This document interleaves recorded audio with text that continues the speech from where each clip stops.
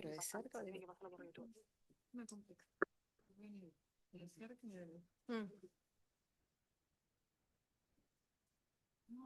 Bueno, buenos días a todos y a todas.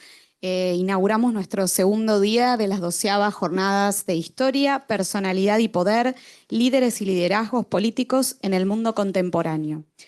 Con la mesa que inauguramos en el día de hoy, la titulamos Género y Política. Vamos a tener 3 ponentes que voy a ir presentando a medida que hacen sus ponencias y les pedimos que reserven las preguntas para el final, que vamos a abrir una ronda de preguntas precisas, por favor. Muchas gracias por acompañarnos hoy.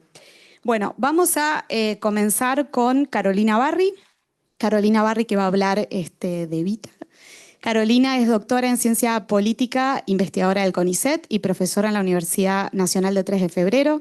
Se especializa en la historia política y de género en Argentina y es autora, entre otros libros, de Evita Capitana, El Partido Peronista Femenino 1949-1955, también conjunto con Samuel Amaral, El Diccionario Histórico del Peronismo, 1943-1955, y compiladora, entre otras compilaciones, de Sufragio Femenino en Argentina y América Latina, Prácticas y Debates Políticos, Religiosos y Culturales en Argentina y en América Latina.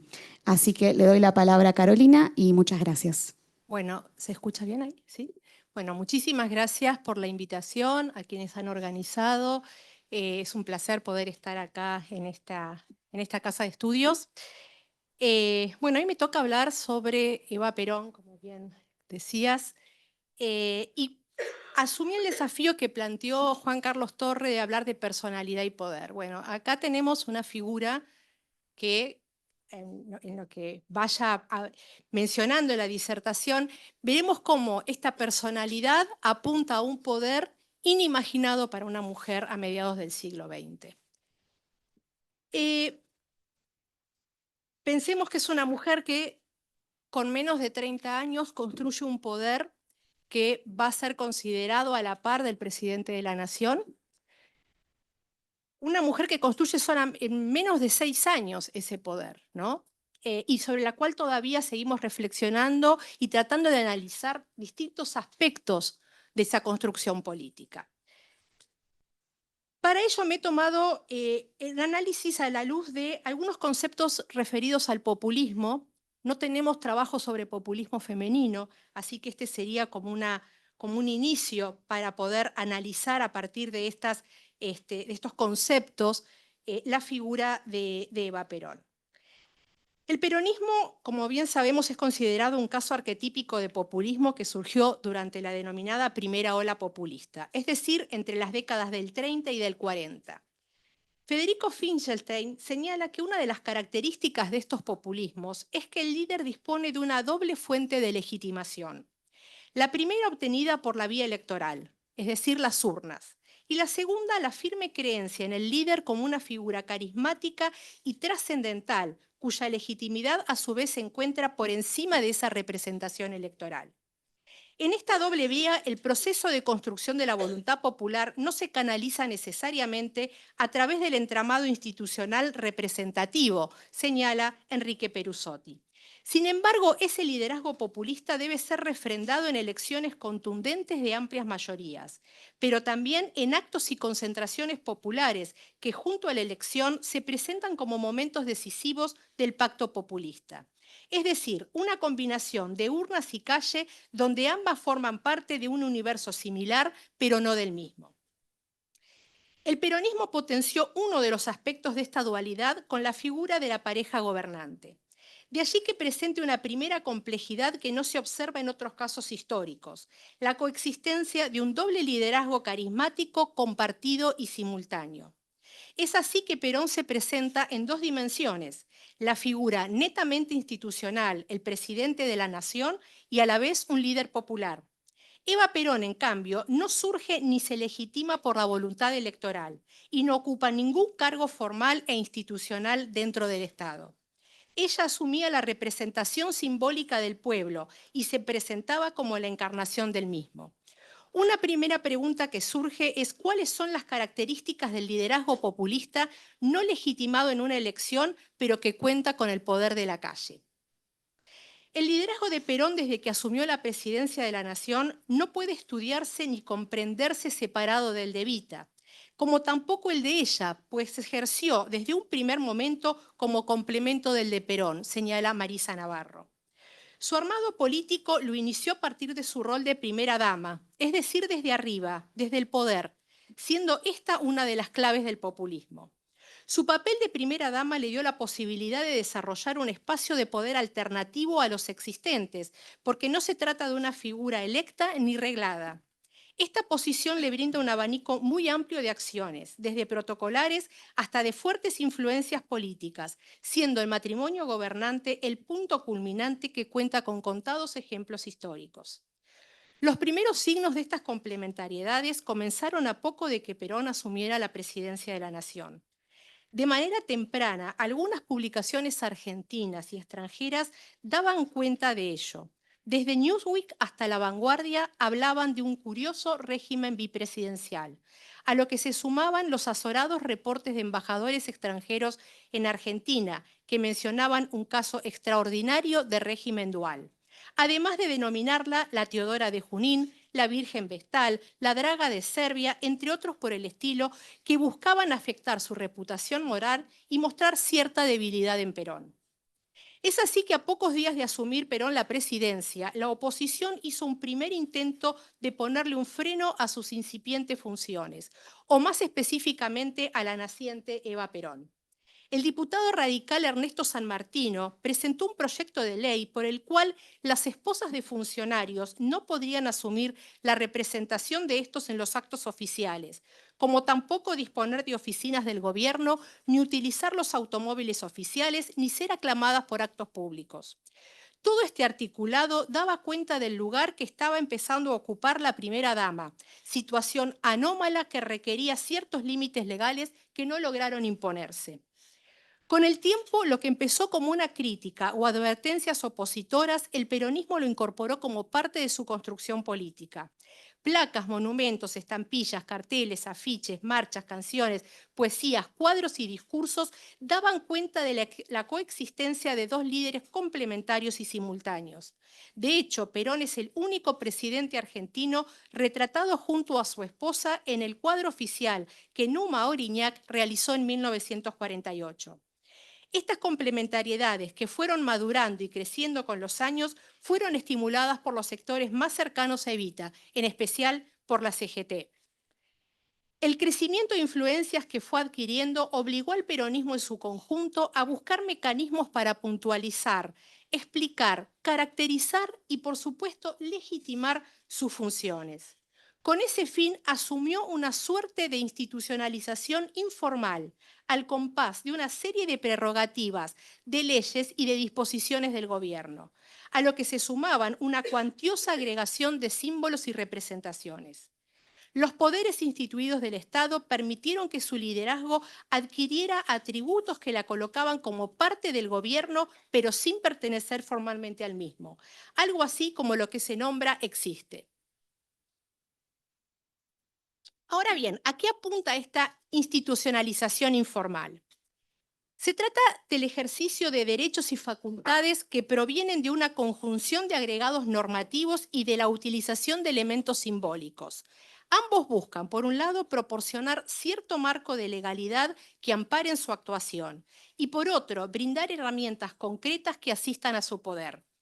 Podría afirmarse que las funciones que están por fuera del marco institucional del Estado y del Gobierno son suplidas por estas instancias. De allí que la institucionalización sea no convencional, pero sostenida por instrumentos que apoyaban sus labores y ayudaron a reforzar la imagen de sus funciones en el poder. Un breve repaso, no necesariamente cronológico, sobre lo que he dado en denominar institucionalización informal, permite observar cómo la legitimidad proviene de una voluntad y de consentimiento de poder, una de las particularidades devenidas del carisma. Y brindó a su vez un fuerte respaldo a sus acciones políticas desde un lugar por fuera de la estructura del Estado, pero sostenida por el gobierno. La institucionalización informal cuenta con dos vertientes que a su vez se entremezclan. Por un lado, tenemos las fuentes políticas simbólicas y en segundo lugar, las fuentes legales. Las primeras, las fuentes políticas simbólicas, son aquellas formas expresivas de representación que exteriorizaban su poder, primero de manera sutil y luego de una forma más ostensible. Estas figuraciones se producen por la asociación subliminal, que por sugerencia de palabras, de signos o de emociones tendientes a apoyar una situación determinada. Podían manifestarse como la ocupación de espacios emblemáticos, de posiciones de poder e incluso a través del discurso. Estas manifestaciones fueron producidas tanto por los líderes como por diferentes sectores del peronismo en sus distintas instancias, el gobierno, el Congreso, la CGT y el partido en sus dos ramas. La labor de Eva Perón se inició con una peculiaridad, la ocupación de un lugar que pertenecía a un ente estatal. Por unas semanas se instaló en la oficina de la Dirección de Correos y Comunicaciones y luego en la Secretaría de Trabajo y Previsión, transformada en Ministerio de Trabajo. Un sitio emblemático. Ese mismo espacio había ocupado Perón y desde allí había construido su andamiaje político.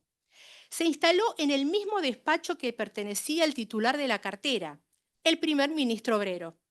Este punto es nodal e implica una serie de derivaciones, como la aceptación por parte del primer ministro obrero, José María Freire, y sus interlocutores sindicales de su presencia en el edificio.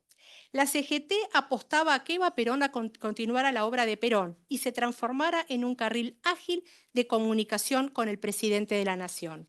De allí esta insistencia inicial en estimular sus funciones gremiales, que se iniciaron con una temprana denominación proveniente del Sindicato de Enfermeros, como la primera Samaritana Argentina.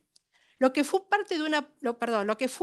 una puerta de entrada para los sectores sindicalizados se transformó en el paso obligatorio para negociar convenios, ayudas, subsidios e incluso candidaturas.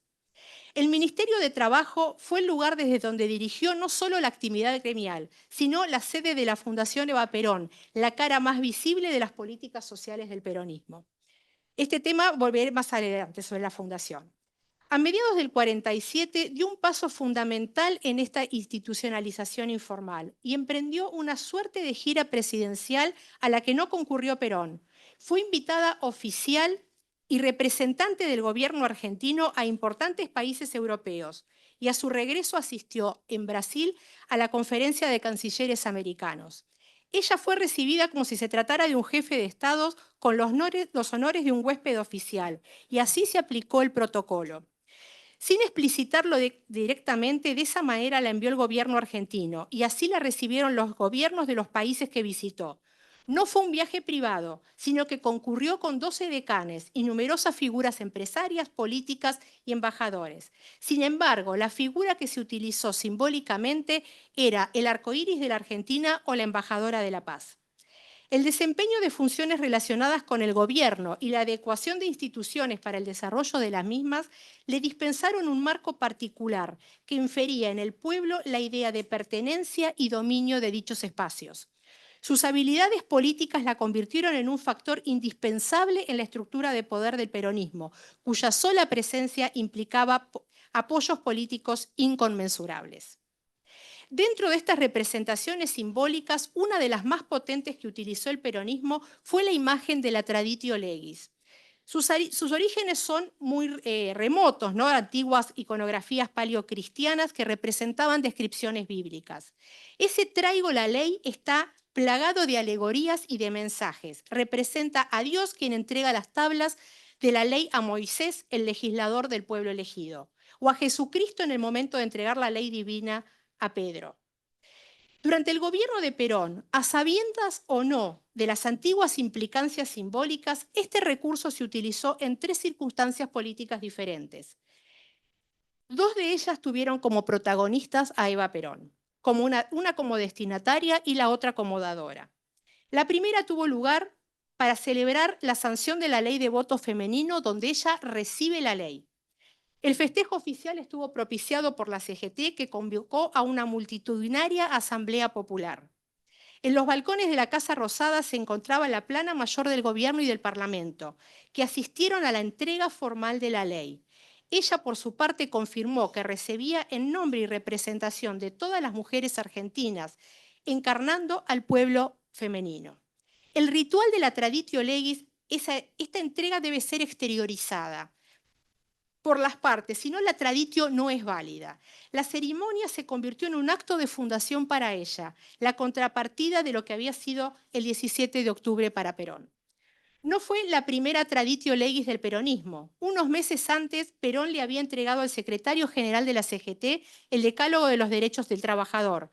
Y un tiempo después, en agosto de 1948, ella se transformó en quien lleva la ley, la poseedora de la misma. En un acto de la Secretaría de Trabajo y Previsión, la primera dama le entrega su propio decálogo, el de los derechos de la ancianidad, al presidente de la Nación. Estos derechos, al igual que de los trabajadores, fueron incorporados en la Constitución de 1949 y presentados en las Naciones Unidas para su reconocimiento. Este acto sería un momento de inflexión, otro paso decisivo en su institucionalización no convencional, donde ella pasó de ser quien recibe a quien otorga la ley y la entrega al presidente de la Nación. Además, junto con Perón, ambos se muestran y se presentan como dadores de derechos. Ahora bien, ¿cuáles son las fuentes legales? Hasta ahora vimos las fuentes simbólicas. Las fuentes legales son aquellas normativas aplicadas a la misma Eva Perón por el Congreso de la Nación, las legislaturas provinciales o el mismo Poder Ejecutivo, o que afectaba a instituciones que presidía, como la Fundación Eva Perón o el Partido Peronista Femenino. Estas normas le conferían atributos superiores a los de una primera dama y más cercanos a una jefa de Estado, tal como se ha visto en la gira europea. Uno de los puntos cruciales en su construcción política fue la creación y alcance de la Fundación Eva Perón, como señalé anteriormente, que ayuda a observar el poder que logró construir. Funcionó como una suerte de Estado paralelo, al mejor estilo jesuita, debido quizás al asesoramiento de los sacerdotes más cercanos, aunque ella lo denominaba un apéndice del Estado. Había surgido para paliar momentáneas carencias que el gobierno no podía satisfacer y que contaba sin las trabas burocráticas del Estado. Estaba destinada a amplios sectores de la población, no solo no trabajadores, sino también estaban incluidos los sectores del trabajo. Dicho de una otra manera, era una suerte de superministerio que operaba por afuera de la estructura institucional del Estado, pero que se apoyaba en ella. Varias leyes sostuvieron estos atributos.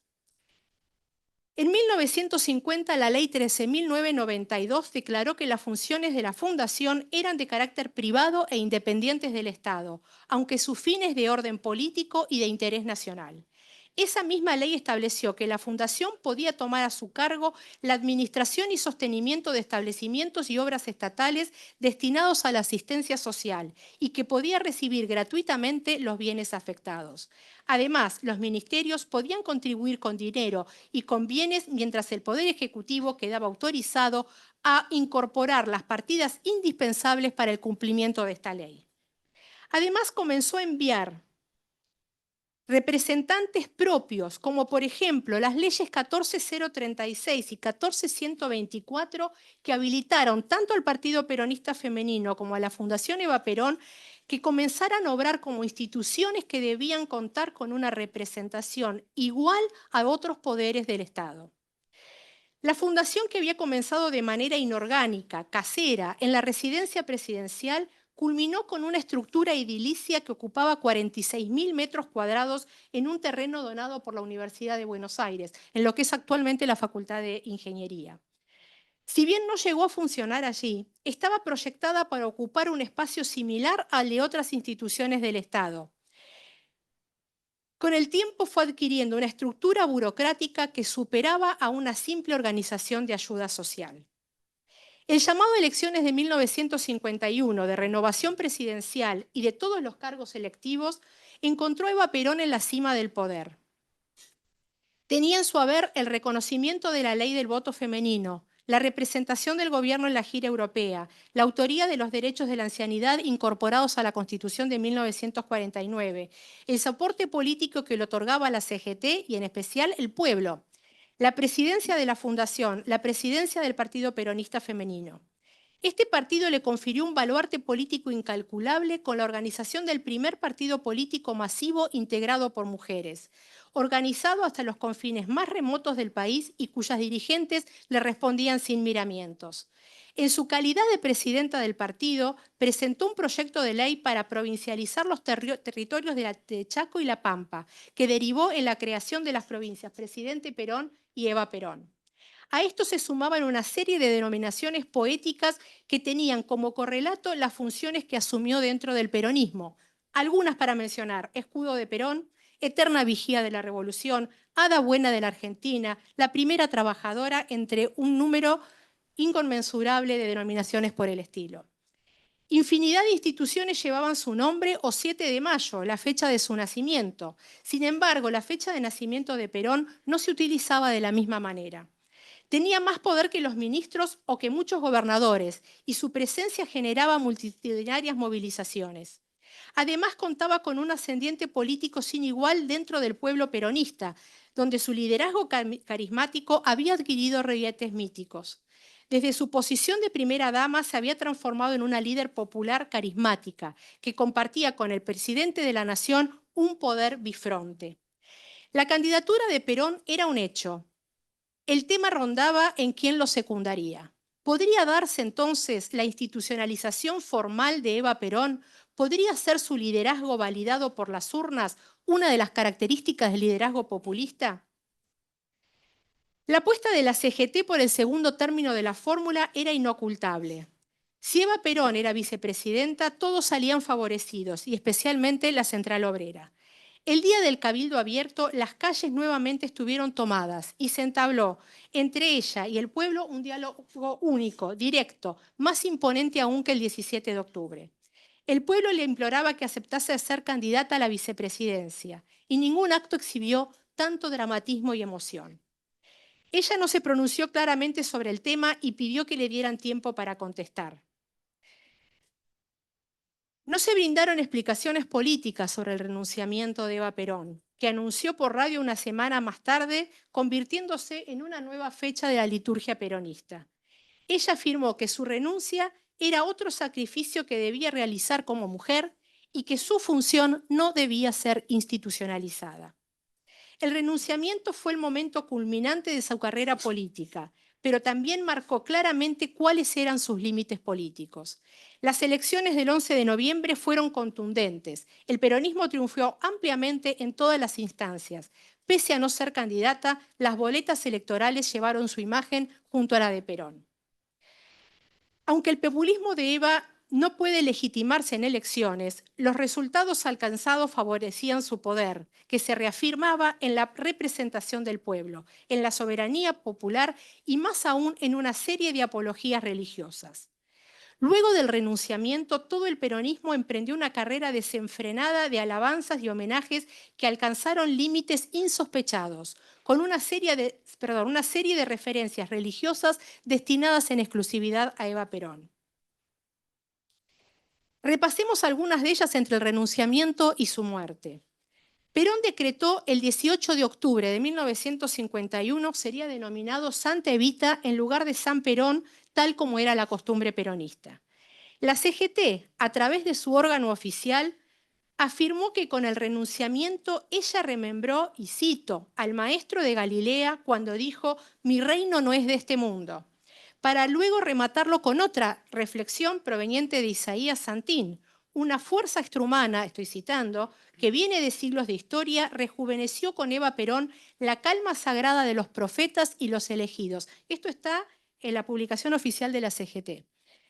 Mientras tanto, el 31 de julio, el Gremio de la Alimentación envió un telegrama a Pío XII solicitando la beatificación y canonización de María Eva Duarte de Perón. La muerte joven es de por sí conmocionante y tiende a generar sentimientos que derivan en declaraciones y homenajes grandilocuentes, más aún si se trata de una líder popular. Los días previos y posteriores a su muerte, los homenajes que se realizaron fueron excepcionales, y por lo menos exceden a los de una primera dama o incluso a un jefe de Estado. En estos meses se muestra el peronismo en dos acciones en simultáneo. Por un lado, continuaron las acciones, tanto legales y simbólicas, que daban cuenta de su institucionalización informal, y por parte de los poderes instituidos del Estado. Y por otro, potenciaron las exaltaciones y diatribas religiosas de distintos sectores del peronismo, que alcanzaron límites insospechados. Perfecto, sí, te llegó perfecto. Pocas semanas antes de su muerte, el Congreso de la Nación declaró el año 1952 como el año legislativo Eva Perón, y a los pocos días la declaró jefa espiritual de la nación. Las legislaturas provinciales hicieron el mismo tipo de honores, mientras una legisladora en el Congreso Nacional señaló dentro de un debate, y cito, que Eva Perón era capaz de transformar el agua en vino y que servir a la doctrina de Dios es servir a la doctrina de Perón y de Eva Perón. Mientras tanto, la diputada Ana Macri, también en la Cámara, dijo, y cito, esa Eva de la historia sagrada se reencarnó en la Eva de nuestra historia argentina. Dios la puso en la tierra para reencarnarse a sí mismo, como lo hiciera con Cristo. Otra diputada, Alicia Espejo, presentó un proyecto de ley para pintar la cúpula del Congreso de la Nación como si fuera la Capilla Sixtina con la glorificación de Eva Perón. Por ley 14128, el Poder Ejecutivo le otorgó de manera excepcional el collar de grado extraordinario de la Orden del Libertador General San Martín.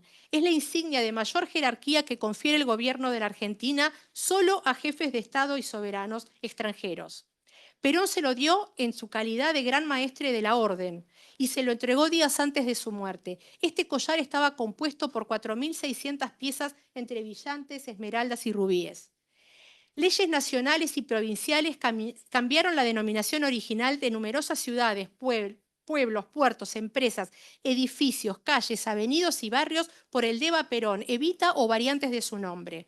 Las más significativas fueron la Ley Provincial 5.685, que cambió el nombre de la capital de la provincia por el de Eva Perón, de la provincia de Buenos Aires, perdón, que no era del todo original, ya que en 25 de enero de ese año la Convención Constituyente Pampeana determinó que el nombre geopolítico del territorio fuera Provincia Eva Perón y su escudo llevara la figura de Evita.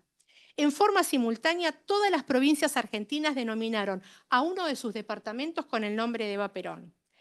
La Corte Suprema de Justicia señaló que reconoce a Eva Perón a la suprema inspiradora de las normas legislativas conducentes al bienestar, la felicidad y la afirmación de los inalienables derechos del pueblo. Por otra ley, la 14124, se determinó construir el monumento que erigiría el gobierno nacional en la ciudad de Buenos Aires, haciéndolo de forma similar a lo que era el monumento de Napoleón Bonaparte. El sarcófago de Eva estaría realizado en 400 kilos de plata. Los funerales fueron organizados por el gobierno y con los más altos honores de acuerdo a los que corresponde a un jefe de Estado en ejercicio. Asistieron entre 2 y 3 millones de personas. Su cuerpo fue embalsamado y exhibido durante 14 días en 2 espacios pertenecientes a 2 poderes del Estado, el Ministerio de la Nación y el Congreso de la Nación. Perdón, el Ministerio de Trabajo y el Congreso de la Nación. Aparte de los días de luto, la disposición de las Fuerzas Armadas, la bandera media asta, etc. La Secretaría de Prensa y Difusión de la Presidencia encargó a quien había filmado los funerales del mariscal Foch un documental que se tituló Y la Argentina detuvo su corazón. Allí no solo se demostró al detalle los funerales, sino que también presentó al edificio del Ministerio de Trabajo como el templo del justicialismo, donde se escribió, cito, el Evangelio de Eva Perón, para terminar afirmando que nace una nueva religión en el rincón más profundo de los corazones. Esta, en definitiva, fue la explicación del peronismo respecto a su papel y su función política, que venía a poner en palabras lo que ya estaba sucediendo en muchos lugares. Uno de los postulados del populismo es la creencia de que la figura del líder es una figura trascendental, que está por encima de la representación electoral. Muchas gracias. Muchísimas gracias, Carolina. Ahora le vamos a dar la palabra a Graciela Queirolo, Graciela es doctora en Historia por la Universidad de Buenos Aires, magíster en Historia por la Universidad de Itela, es investigadora del CONICET. Sus estudios se centran en profesiones burocráticas femeninas, relaciones de género e identidades sociales, y entre otras publicaciones es autora de Mujeres que trabajan, Labores femeninas, Estado y sindicatos, Mujeres en las oficinas, Trabajo, género y clase en el sector administrativo, y en coautoría con Mariela Méndez y Alicia Salomone, Urbanas y modernas crónicas periodísticas de Alfonsina Storni, entre otras publicaciones. Graciela nos va a hablar de Alfonsina Storni y las feministas. Gracias. Bueno, ¿se escucha ahí? Más cerca. Sí. ¿Ahora? ¿Se puede bajar? Sí. Ah, no sé. Un equilibrio inestable. Ahora, bueno, esperemos que se escuche. Bueno, empiezo. Muy buenos días a todas, a todos. Muchísimas gracias por esta extraña invitación que me hizo Andrés Reggiani hace no mucho tiempo y que comenzó, en un momento tuvo una pequeña equivocación que fue confundir a Alfonsina Storni con Gabriela Mistral, ¿no? Entonces, la equivocación, o sea, es interesante el fallido, ¿no? Porque las dos son parte de un mismo campo cultural. Pero sí, lo que quiero marcar con esta pequeña anécdota es que, bueno, vamos a pensar, lo que traigo para compartir con ustedes y para pensar en esta mañana primaveral es, bueno, cómo se construyen las relaciones de poder dentro de lo que es el campo cultural. Y qué puntos de fuga podemos mandar podemos establecer con el campo de la política. Un poco eso cuenta la ponencia que les voy a leer, ¿no?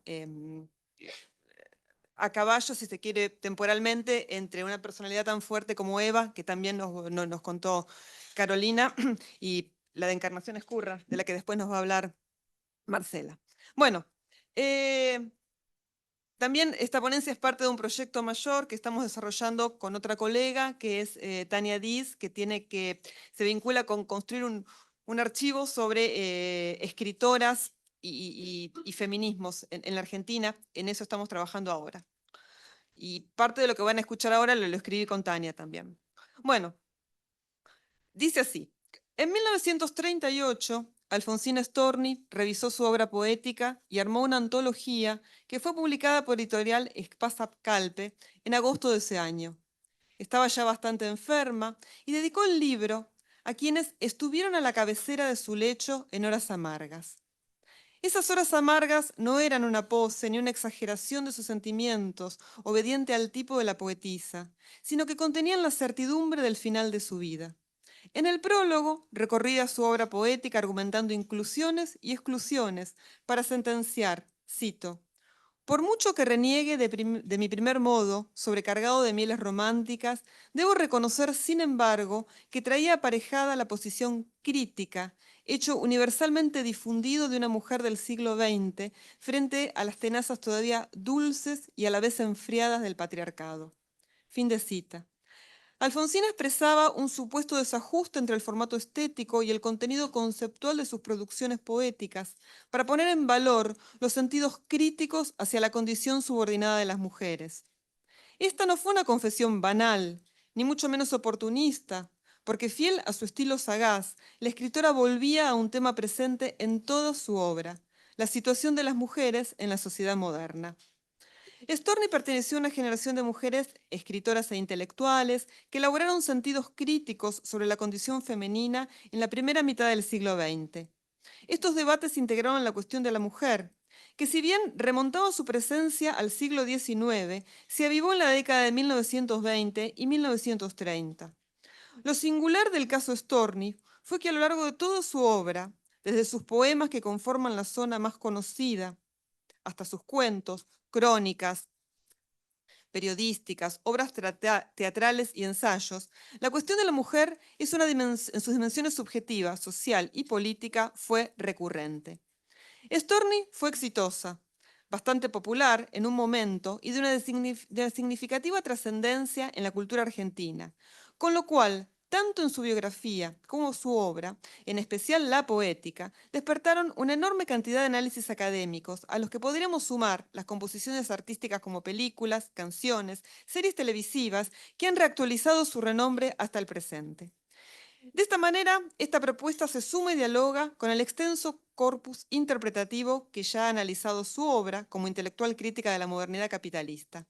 Desmenuzaremos explícitamente los vínculos que Alfonsina entabló con los movimientos de mujeres, en particular en la coyuntura política 1919-1921. La trayectoria biográfica de Storni siguió los compases del proceso de modernización que transformó la sociedad argentina desde las últimas décadas del siglo XIX hasta la expansión económica con sus ciclos de auge y contracciones, el Estado Nacional y sus codificaciones legales, con notables restricciones para las mujeres, los movimientos migratorios internacionales y locales. Todo esto marcó el ritmo de sus pasos vitales. La familia Storni inmigró desde Suiza a San Juan, luego se radicó en Rosario, tras la búsqueda fallida de mejores condiciones de existencia. Las relaciones sociales se configuraron bajo el contrato sexual heteronormativo, que modeló la identidad de los varones como maridos y proveedores, y la de las mujeres como esposas y amas de casas y madres. Ambos entrelazados por el matrimonio. Estos principios dispusieron relaciones de poder que subordinaban a las mujeres ante los varones, al tiempo que excluyeron a quienes no cuadraban dentro de semejante binarismo. La familia Storni y 3 de sus 4 descendientes suscribió este contrato sexual. En cambio, Alfonsina, la cuarta en cuestión, siguió un camino diferente, cuando ingresó a una fábrica como operaria, para luego participar en una compañía teatral como recitadora y estudiar en la escuela normal. En 1911 se instaló en Rosario, con un puesto de maestra en una escuela primaria. Así como también inició algunas contribuciones en la prensa local. El amor inviable con un hombre casado concluyó en embarazo, motivo que la decidió trasladarse a Buenos Aires, donde se radicó definitivamente. Aquí horizontes oportunos, tan factibles como inciertos, le permitieron proyectar una vida posible junto a su hijo. Desde entonces, en sus experiencias biográficas, se entrelazan su participación en el mercado de trabajo, en las colaboraciones en la prensa y su consagración como poeta. En abril de 1912, ya en Buenos Aires, Alfonsina parió a quien sería su único hijo, Alejandro. De manera inmediata buscó empleo. Ante reiterados y fallidos intentos de admisión en la carrera docente, ingresó al sector comercial, primero como cajera en una tienda departamental y luego como empleada de escritorio de una empresa importadora. Recién en 1917 consiguió su primer cargo docente y luego, gracias a sus amigos Manuel Gálvez y Roberto Giusti, obtuvo otros puestos en el sistema educativo a los que nunca renunció. Storni colaboró ocasionalmente en revistas ilustradas como Fray Mocho, PBT, Caras y Caretas. Entre marzo y noviembre de 1919 escribió la columna Feminidades de la revista La Nota, y entre abril de 1920 y julio de 1921 la columna Bocetos Femeninos del diario La Nación, medio en el que continuaría enviando contribuciones de manera intermitente hasta su fallecimiento. Las columnas femeninas, presentes en todas las publicaciones, fueron espacios modelados por la ideología de la domesticidad. Allí se difundieron principios normativos y moralizadores sobre la correcta feminidad, defendida por la carrera matrimonial, la vida doméstica y los cuidados de la prole. En la primera de sus crónicas, en La Nota, Storni relató la operación sexista que pretendía ubicarla como cronista femenina, a la vez que anunció su resistencia a escribir sobre temas domésticos y su decisión de hacerlos sobre los movimientos feministas, puntualmente la candidatura de Julieta Lanteri y una huelga de operadoras telefónicas. El campo cultural, administrado mayormente por varones, reprodujo el contrato sexual, es decir, funcionó como una especie de poder masculino, que si bien se vio obligado a aceptar la presencia femenina, un proceso tan indeseable como incontenible, lo hizo con objeciones. Las producciones de mujeres fueron consideradas como subliteratura, obras menores ligadas a la naturaleza femenina de la que las autoras no podían huir. Estos prejuicios quitaron legitimidad a la literatura escrita por mujeres. En ese contexto, Storni se consagró como poeta. Prontamente adquirió popularidad y un significativo éxito en la venta de sus libros, que además fueron mencionados en las revistas de divulgación masiva y formaron parte de los decálogos de declamación. Su primer poemario, La inquietud del rosal, la introdujo en los banquetes de la revista Nosotros. Le siguieron El dulce daño, Irremediablemente, Languidez. Por este último recibió una doble premiación literaria, el primer premio municipal y el segundo premio nacional. Luego de los premios, Storni afianzó su figura como poeta. Publicó 4 poemarios más: Ocre, Poemas de Amor, Mundo de 7 Pozos, Mascarilla y Trébol, y su propia antología citada al inicio. Storni configuró su imagen autoral en tanto poetisa, con todo lo que ello significaba en esos años, cuestión que puede relevarse en entrevistas y otras intervenciones. Pero también escribió otros géneros, tanto ficcionales como periodísticos. Asimismo, como escritora, fue lo suficientemente astuta para captar al mismo tiempo qué era lo que se esperaba de ella, una suerte de simular ser como, pero también para resistir el personaje de la poetisa, tantas veces representado en la prensa, que presumía un lugar menor, marginal y en muchos casos objeto de la burla por parte de los jóvenes escritores, los grupos de Boedo y Florida, que solían ser bastante crueles al referirse a las poetisas y a Storni en particular.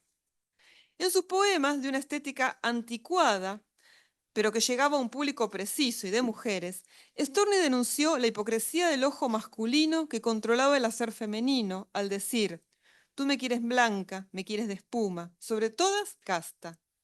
Criticó el prejuicio moral de la voz social con la que se condenaba a la mujer caída, se rió del hombre pequeñito que nunca le iba a comprender y propuso genealogías feministas al dirigirse a las mujeres contemporáneas y a sus antepasadas. También habló largo y tendido de su propio deseo. Escrútame los ojos, sorpréndeme la boca, sujeta entre tus manos esta cabeza loca. Y defendió el derecho al trabajo, al expresar. El sustento me lo gano y es mío. Donde quiera que sea, que yo tenga una mano que sabe trabajar y un cerebro que es sano. Asimismo, en sus columnas periodísticas, describió con enormes cuotas de ironía diferentes estereotipos de mujeres, los tipos femeninos, a partir de los vínculos de parentesco, la madre, la novia, los afectivos, la amiga, y las identidades laborales, la telefonista, acuarelista, dactilógrafa, costurerita, maestra, profesora, manicura, médica. De esta forma construyó una visión crítica hacia las mujeres que copiaban, sin reflexión alguna, los estándares de lo femenino bajo los principios de la ideología de la domesticidad.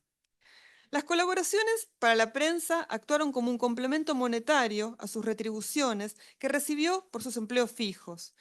En años de pluriempleo, sumados al agobio por las tareas domésticas y el cuidado de un hijo pequeño, absorbieron sus fuerzas.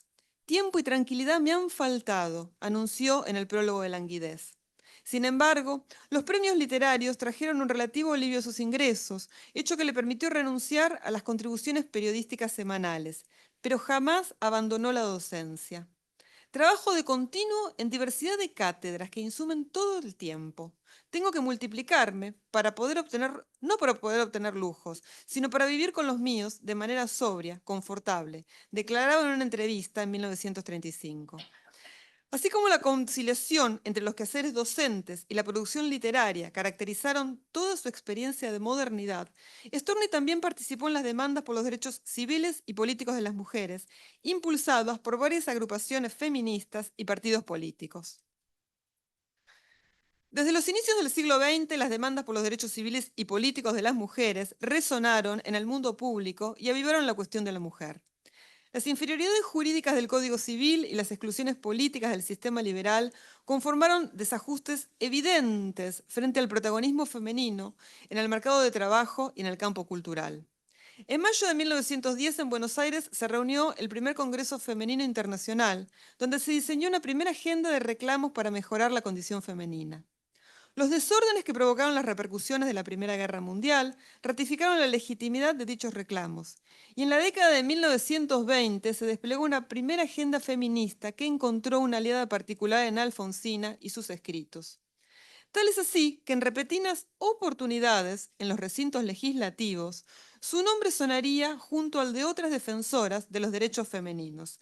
Y acá me acordaba de los trabajos de Carolina, por ejemplo, en el debate del 47, cuando se hace en el Senado, se lanza el debate por los derechos políticos de las mujeres. Soler la menciona junto a todo el panteón de feministas que nombra, ¿no?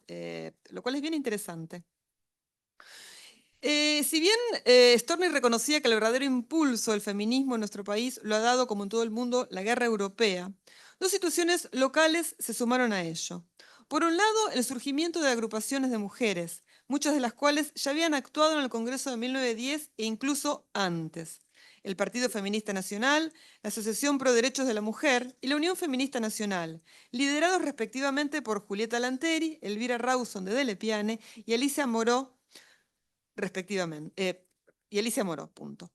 Por otro lado, dos proyectos legislativos se discutieron en ese tiempo.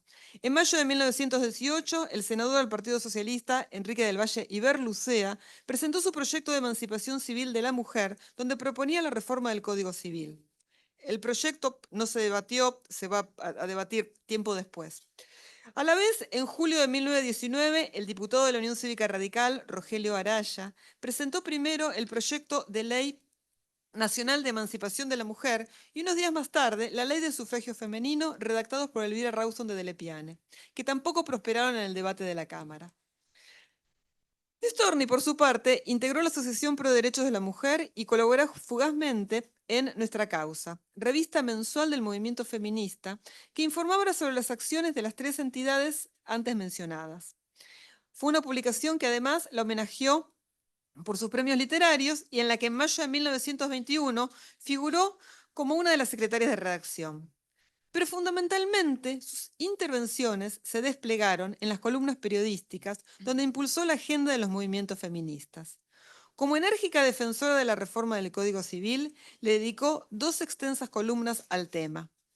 Aquí denunciaba las incapacidades jurídicas que afectaban a las mujeres, tales como oficiar de testigo público, desempeñarse de escribana o corredora de comercio, administrar los bienes heredados o adquiridos como una actividad asalariada, ser tutora de hermanos o sobrinos. Asimismo, se refería a la propuesta de Del Valle Iberlucea para defender el derecho de las mujeres a ejercer profesiones, administrar su patrimonio, ya fuera propio o ganancial, mientras dedicaba una larga reflexión a la mujer que es madre sin el apoyo de la ley.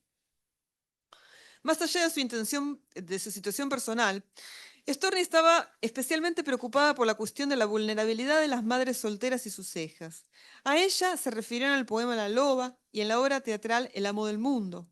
Ahora en la crónica, en otro estilo, pero con una notable coherencia ideológica, exigía el derecho a involucrar a los varones en el sostenimiento de sus hijos naturales. Y cito, para el hombre y ser cómplice en la vida de un ser, no hay sanción ni legal ni moral. Hay más, ni siquiera está obligado económicamente a nada. Contra esta cobardía, contra esta crueldad va este proyecto. La mujer puede reclamar contra el hombre, contra el padre de su hijo, exigirle una pensión para educarlo, obligarle a sufragar gastos de enfermedad. Así como Storni bregaba por la dignidad de las madres y por extensión de las mujeres, también defendía su libertad económica, entendida como el acceso a todo trabajo lícito. Para esa defensa de los derechos de las mujeres, el trabajo asalariado también se vincula con la defensa del divorcio vincular, esgrimiendo el argumento de que las principales enemigas del divorcio eran las propias mujeres, quienes con su miedo, lo que ella llamaba cobardía económica, preferían soportar un marido proveedor antes que emplearse en el mercado laboral. Entonces, para Storni, los derechos civiles eran más urgentes que los derechos políticos. En definitiva, el Código Civil pertenecía al siglo XIX, cuando la vida económica era otra, pero el mundo ya se había transformado y era hasta operativo cambiar una legislación tan vetusta. Si las mujeres demostraban diariamente su capacidad para ganarse la vida, era absurdo que carecieran del derecho a administrar sus propios bienes. De todos modos, Alfonsina no desestimó el derecho de las mujeres al sufragio, aunque se refirió al tema de manera ambigua. Para empezar, a diferencia de lo hecho con los derechos civiles, no escribió crónicas que abordaran el tema de forma explícita e introdujo la reflexión subsumida a la urgencia de los derechos civiles. Mostró su preocupación por quienes se encontraban habilitados para sufragar a partir de la Ley de la Ampliación Política de 1912 y se preguntó si la moralidad propia de las mujeres era suficiente para concederles ese derecho. Cito, dar el voto a la mujer hoy sería agregar la completa inexperiencia a la rutina estulta, sería sumar ineptos a ineptos. ¿Alcanzaría el solo sentido moral de la mujer para aportar un beneficio colectivo? Retomó sus reflexiones cuando escribió una parodia sobre un futuro cercano cuando las mujeres sufragarían. Señora, cito, un día de esto será usted sorprendida por una noticia terrible. Podrá usted votar. De golpe será usted transformada en ciudadano. Dentro de esta crónica, Storni deslizó una crítica de clase al proponer que la mujer socialmente acomodada podría ser igualada con una gran variedad de varones desposeídos de todo, y esto generaba un ataque a su jerarquía social. Cito, sí, señora, llegará el día también en que usted será ciudadano. Será igualada con gran terror al analfabeto nacido hombre, al orillero que hace alimento de la limosna del comité, al pobre peón que va a votar en masa, al empleado que quiere conservar su puesto, al indiferente que se abstiene. Finalmente, los derechos políticos serían nuevamente abordados casi un año más tarde desde las páginas de La Nación, cuando Storni escribió una minuta de tono descriptivo sobre el segundo ensayo de sufragio femenino de noviembre de 1920, que había sido organizado por la Unión Feminista Nacional. De acuerdo con lo desarrollado, la inquietud por la cuestión de la mujer se había revivado en Storni con las demandas de los derechos civiles y políticos que las agrupaciones de mujeres y los partidos políticos impulsaron a partir de 1919. En sus crónicas, Storni sostuvo la prioridad de los primeros sobre los segundos, así como también escribió un largo ensayo sobre los derroteros de los movimientos de mujeres que tituló El movimiento de emancipación de la mujer en la República Argentina. Aquí abordó la particularidad de cada una de las agrupaciones de mujeres que por entonces intervenían en el mundo público, así como también lo que puede interpretarse como una de las primeras historias del feminismo. Lo valioso del recorrido propuesto por Storni es la demostración de que el movimiento feminista argentino ya tenía una historia de varios años que podía y debía ser escrita. Aquí mencionaba a la primera agrupación que organizó Julieta Lanteri en 1911, junto a su primer programa, y también unos párrafos para Carolina Musili, a quien dedicaría años más tarde un poema, y Raquel Camaña, dos destacadas defensoras de las causas de la niñez y feministas desde las filas del Partido Socialista. La parte más notable del ensayo se encuentra cuando la escritora llega al tiempo presente en la que ella está escribiendo. Cito, hoy tenemos organizadas en el país importantes asociaciones feministas que cuentan con miles de adherentes masculinos y femeninos en toda la República. Claro está que concurrentes al mismo fin ofrecen diferencias en la manera de realizar la propaganda y encaminar su acción. De esta manera, señalaba el acuerdo de los movimientos en las demandas para las mujeres, al tiempo que destacaba el desacuerdo de las maneras de gestionar tales derechos, lo que se traducía en un movimiento feminista fragmentado. Storni presentaba a las tres agrupaciones que habían nacido entre 1918 y 1919. En primer lugar, y la reitero, la Unión Feminista Nacional, presidida por Alicia Moró. Esta ha realizado una serie de conferencias en salones de espectáculos, asociaciones privadas, acompañadas frecuentemente de programas cinematográficos, y ha presentado al Congreso petitorios subrayados por numerosas firmas, apoyando y pidiendo el pronto despacho del proyecto de ley del doctor Enrique del Valle y Berlucea. A continuación, Storni introducía a la Asociación Pro Derechos de la Mujer. En este caso especificaba que esta organización había realizado una consulta a diferentes partidos políticos de la Argentina sobre la legitimidad de los derechos políticos de las mujeres. Las respuestas habían sido positivas.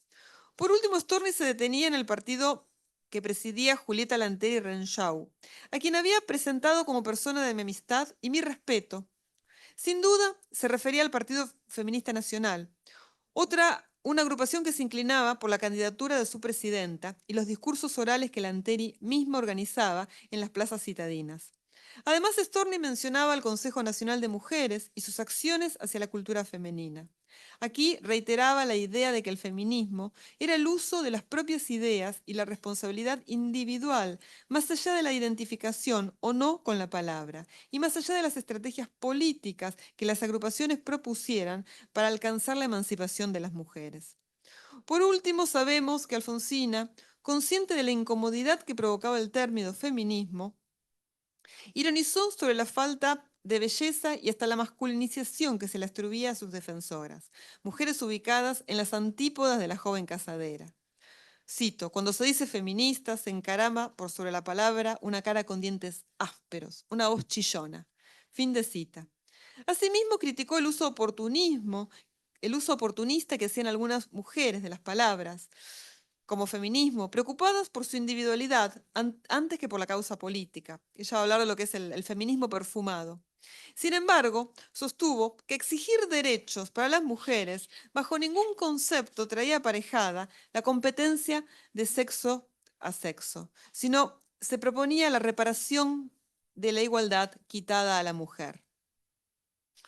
A modo de recapitulación, destacaremos que entre 1919 y 1921, desde sus columnas periodísticas, Storni compartió las demandas y hasta esbozó una historia del movimiento feminista, mientras que su nombre figuró en varias de estas agrupaciones. De esta manera se comprometió con los ideales del feminismo de esos años, otro pliegue de su posición sobre la cuestión de la mujer. A medida que la década del 20 avanzó, Alfonsina se distanció del movimiento feminista, priorizando su carrera literaria. Cuando en 1932 un proyecto de sufragio femenino universal obtuvo una sanción favorable en la Cámara de Diputados, Storni volvió a expresar tanto su apoyo como sus incertidumbres por la causa de los derechos políticos para las mujeres. No obstante, entre 1936 y 1938, cuando los movimientos de mujeres se reactivaron para reclamar por los derechos civiles y políticos, Alfonsina ya estaba muy preocupada por su salud, como para dedicarles algo de tiempo. Para terminar, dos cositas muy, muy breves. Voy bien de tiempo, creo. No. Impecable, muy bien. Esta idea de pensar el problema femenino para Storni es totalmente concurrente a la condición humana. No van por caminos separados, van de la mano, ¿no? Y desde este lado ella construye su espacio de poder dentro del movimiento feminista y dentro del campo cultural. Y termino con, dentro de lo que es su relación con el campo cultural, un pequeño extracto de un poema que ella escribe en 1920, de Languidez, que es precisamente la obra con la que por la que la premian, perdón. Cada día que pasa, más dueña de mí mismo, sobre mí misma cierro mi mirada interior. En medio de los seres, la soledad me abisma. Ya no domino esclavos, ni tolero señor. Gracias. Muchas gracias, Graciela. Bueno, ahora vamos a pasar a la última ponencia de Marcela Ternavasio. Marcela Ternavasio es doctora en Historia por la Universidad de Buenos Aires, realizó sus estudios de postdoctorado en la Universidad de Harvard. Actualmente es investigadora del CONICET y del Consejo de Investigaciones de la Universidad Nacional de Rosario. Sus líneas de investigación se desarrollan dentro del campo de la historia política argentina e iberoamericana del siglo XIX. Y es autora, entre otros títulos, de La Revolución del Voto, Gobernar la Revolución, uno de los últimos grandes libros, Candidata a la Corona, La infanta Carlota Joaquina en el laberinto de las revoluciones hispanoamericanas, y también Historia de la Argentina, 1806-1852, entre otras obras. Marcela nos va a hablar de otro personaje enigmático, Encarnación Ezcurra, y así como hubo una confusión entre Mistral y Alfonsina, también tuvimos una confusión entre Manuelita y Encarnación, ya que el primer flyer de nuestra jornada tenía la pintura de Manuelita, que era más conocida que la de Encarnación, así que podemos integrar esto en cómo pensamos esta figura. Gracias. Gracias, La Geraldine. corregimos. Algo voy a decir de Manuelita, pobre, no la vamos a dejar afuera del Panteón de Mujeres. Bueno, gracias por esta invitación. Me siento como en casa en la Universidad de Itela y además porque no es la primera vez que participo de estas jornadas de historia en la universidad. Así que bueno, primero voy a decir algunas cosas de Encarnación. En realidad me ocupé más y me estoy ocupando de la construcción del liderazgo político de su marido, de don Juan Manuel. No obstante, Encarnación es un desafío interesante y cuando me propusieron participar de este panel, me preguntaba, bueno, cómo pensar o cómo plantear la relación o el papel de las mujeres y el poder en el siglo XIX, y no hace falta insistir, lo que ya conocemos y lo que ya mis colegas que me precedieron en la palabra han destacado muy bien. Digo, en un siglo como el XIX, donde las mujeres quedaban excluidas de los derechos civiles y de los derechos políticos, y a pesar de que efectivamente existen numerosos estudios que marcan el papel del género femenino y de las mujeres en la participación del espacio público y político, en la esfera pública en todo caso, desde mujeres letradas, mujeres campesinas, caicas, esclavizadas, mujeres empresarias y un largo etcétera. Si tomo el desafío de estas jornadas y que Juan Carlos Torre presentó muy bien el primer día de recortar el objeto de discusión en el concepto de liderazgo político, referido a aquellos sujetos individuales que ocuparon el vértice de las instituciones y se valieron de ellas para fijar la ruta de la nave, ¿no? Continuando con la metáfora de Torre, lo que tenemos en el siglo XIX no son timonelas, sino timoneles. No obstante, creo que hay un mirador interesante que ya apareció, por supuesto, hoy y apareció el día martes, que tiene que ver con los matrimonios políticos. Y mi mirador va a estar colocado allí. Y a partir del matrimonio político, también, digamos, voy a conectarlo con otro tema que apareció en las jornadas del martes y que tiene que ver con el gran problema de la sucesión política. Desde ese mirador, por lo tanto, en primer lugar, quiero presentar muy brevemente el matrimonio político a partir de la figura del matrimonio dinástico, para luego entonces sí plantear algunas cuestiones sobre lo que creo es, perdón Carolina, es el primer matrimonio político republicano, el de Rosas Escurra, digo, con todo lo artesanal que la esfera política tenía para esta primera mitad del siglo XIX. Digo, me parece un tema relevante, no solo porque es un momento temprano, no solo por la agencia que se le atribuye a Encarnación en muchas de las interpretaciones en torno a qué, bueno, en torno a la construcción del liderazgo político de su marido, sino porque creo que deja, para tomar el hilo, insisto, de estas jornadas, deja bastante bien planteado o pone de relieve, como les decía, el problema de la sucesión en la novedad que significó, retomó Hilda Sábato y su concepto de este gran laboratorio de experimentación republicana que fue Hispanoamérica en el siglo XIX. Y sobre todo porque el punto más problemático de esa nueva ingeniería republicana, cuyo gran laboratorio, insisto, fue Hispanoamérica, la figura más débil de esa ingeniería es el poder ejecutivo unipersonal que se inventa con la Constitución norteamericana. Y es la más débil por algo que ha marcado, ¿no?, Pierre Manent en su historia del pensamiento liberal, cuando dice: la soberanía popular reside básicamente en los parlamentos y el poder ejecutivo será el eslabón más débil porque es subsidiario y dependiente de esa delegación. A no ser que, nos dirá Manent, ese poder ejecutivo decida asumir la encarnación de la representación del pueblo. Y esto es claramente, quien lo hace por primera vez en el laboratorio vernáculo, es Juan Manuel de Rosas, encarnando la idea de soberanía popular en la causa federal, que claramente estaba identificada en la idea de nación y de confederación argentina. Bien, entonces, algunas breves cuestiones sobre los matrimonios dinásticos. Como saben, los matrimonios dinásticos en las monarquías europeas modernas constituían una cuestión de Estado porque venían a garantizar la sucesión hereditaria y al mismo tiempo articulaban alianzas entre casas soberanas, y a pesar de que a partir del siglo XVIII el principio que regulaban los matrimonios regios comienzan a estar desplazados o a competir con el principio de equilibrio de potencias, ¿no?, que se instaura en el siglo XVIII en el nuevo tablero internacional. Por cierto, los matrimonios de la realeza seguirán teniendo en el siglo XIX un papel fundamental, y en ese caso, como sabemos también, las mujeres estaban destinadas básicamente a garantizar la descendencia dinástica y evitar, vuelvo sobre la cuestión de la sucesión, los peligrosos interregnos de la muerte física del soberano y del rey. Sabemos también por los nuevos estudios de género, o no necesariamente, de la historiografía europea, que las mujeres de la realeza fueron creciendo en sus roles y en sus papeles, incluso en aquellas monarquías donde regía la ley sálica. Como saben, la ley sálica es la que excluía las ramas femeninas de la descendencia dinástica, que es el caso clásico de Francia, pero que va a importar el primer Borbón instalado en la monarquía española después de la Guerra de Sucesión, y va a cambiar la histórica ley de sucesión, que permitía efectivamente la sucesión femenina, por la ley sálica en España.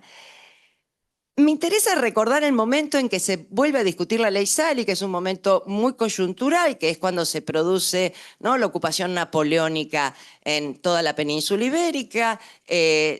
La familia real borbónica renuncia a la corona, están todos cautivos de Napoleón, la familia, digamos, de Braganza, de Portugal, huye con su corona hacia Río de Janeiro y allí se instala.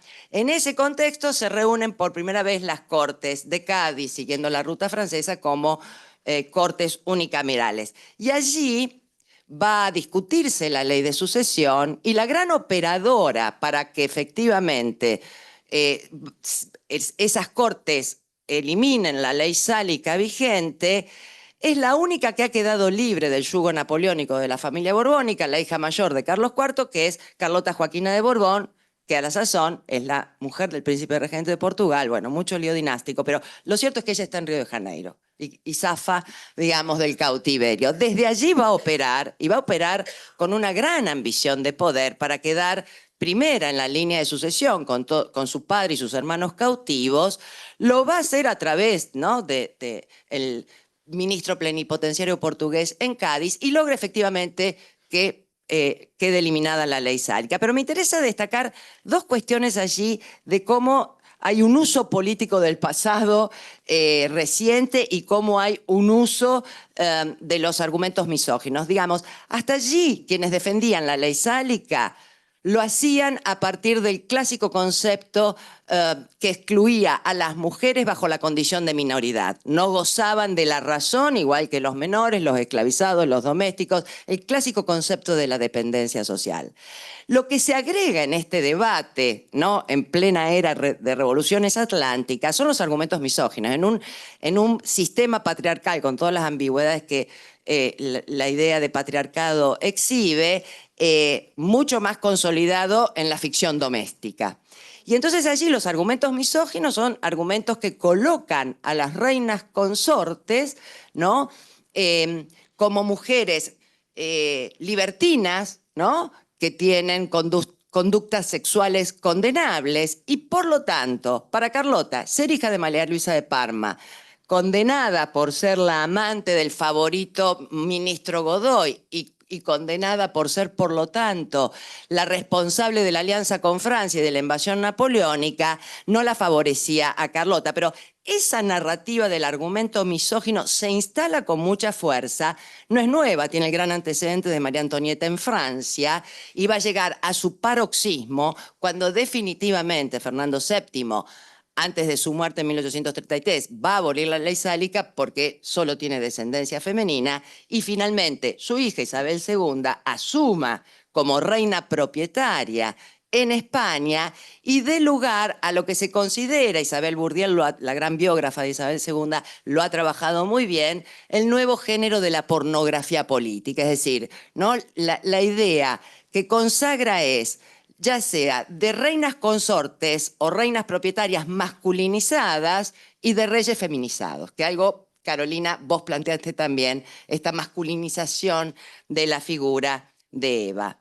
Ahora, lo que me interesa destacar también es que en ese contexto de exclusión de las mujeres de los derechos civiles y derechos políticos tenemos esta excepcionalidad de las mujeres de la realeza, que son efectivamente las únicas que pueden acceder a ser timonelas, al vértice y a cambiar o no el rumbo de la nave. Ahora bien, ¿qué pasa entonces en el experimento republicano? Solo decir que para las mujeres dinásticas, por supuesto que estaban aquellas que tenían una gran ambición de poder. Carlota Joaquina es un ejemplo de ella, y otras que quedaban de rehenes de sus linajes en el papel que les asignaba efectivamente la realeza.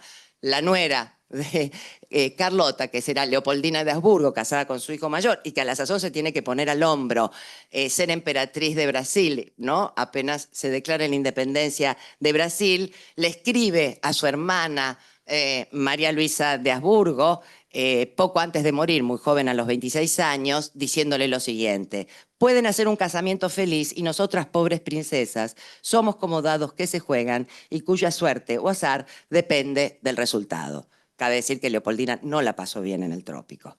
Entonces, bueno, ¿cómo pensar los roles femeninos en los casos del experimento republicano?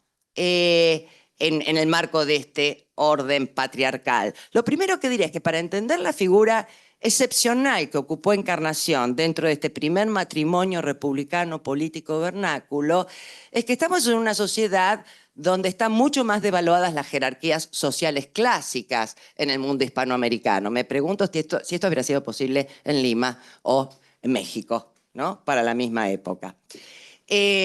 Ahora bien, lo cierto es que el timón en esa nueva invención que es el poder ejecutivo unipersonal está destinado a los varones, y aquí es donde me parece que el matrimonio político Rosas Ezcurra sale de los moldes preestablecidos. ¿Por qué sale o en qué sentido sale de estos moldes?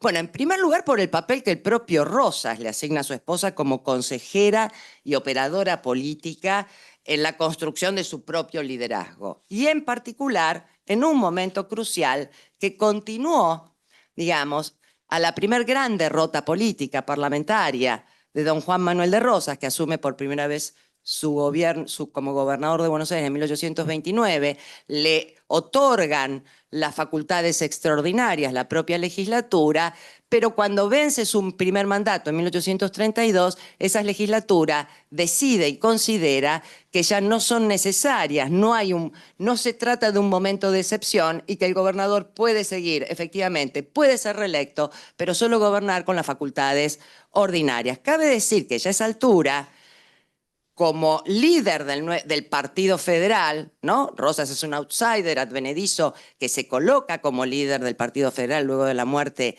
de Dorrego. Esa legislatura está ocupada solo por federales. O sea, los unitarios han quedado fuera de juego, han tomado muchos de ellos el camino del exilio. Rosas no acepta ser reelegido si no le otorgan las facultades extraordinarias y decide encarar su famosa campaña al desierto contra los indios. Y la llamo campaña al desierto porque así se llamó en el diario, ¿no? De campaña. Ahí es donde entra Encarnación a ocupar un lugar importante, porque la distancia, ¿no?, que coloca respecto de la ciudad, un lugar que siempre le resultaba hostil a don Juan Manuel, y la vida cívica de la ciudad, es una toma de distancia. Vuelvo un poco a lo que decía Roy respecto de Roca cuando estaba en la frontera. Es una toma de distancia en donde el desierto opera como un gran laboratorio de experimentación política. Es decir, mi hipótesis es en realidad que es en el desierto donde Rosas termina de configurarse como gran comunicador político, en donde termina de consagrar los principales atributos de la propaganda política federal y donde decide que el lenguaje que hasta ese momento se había utilizado del republicanismo clásico romano en la sala de representantes y en la prensa para convencer al público de que el dictador era un dictador a la romana, el gran Cincinnato que venía a ejercer los poderes de excepción, se da cuenta que la sacralización y el uso del lenguaje religioso para entrar a los sectores populares y lograr mayores grados de adhesión era mucho más eficaz. Y es en la campaña del desierto donde él empieza a escribir su propia propaganda y la manda en una correspondencia radial para ser, ¿no?, difundida en la ciudad. Ahora bien, ¿a quiénes se las manda en esa correspondencia radial? A su círculo más íntimo. Ahora, dentro de ese círculo más íntimo, la gran operadora a la que coloca es a su mujer.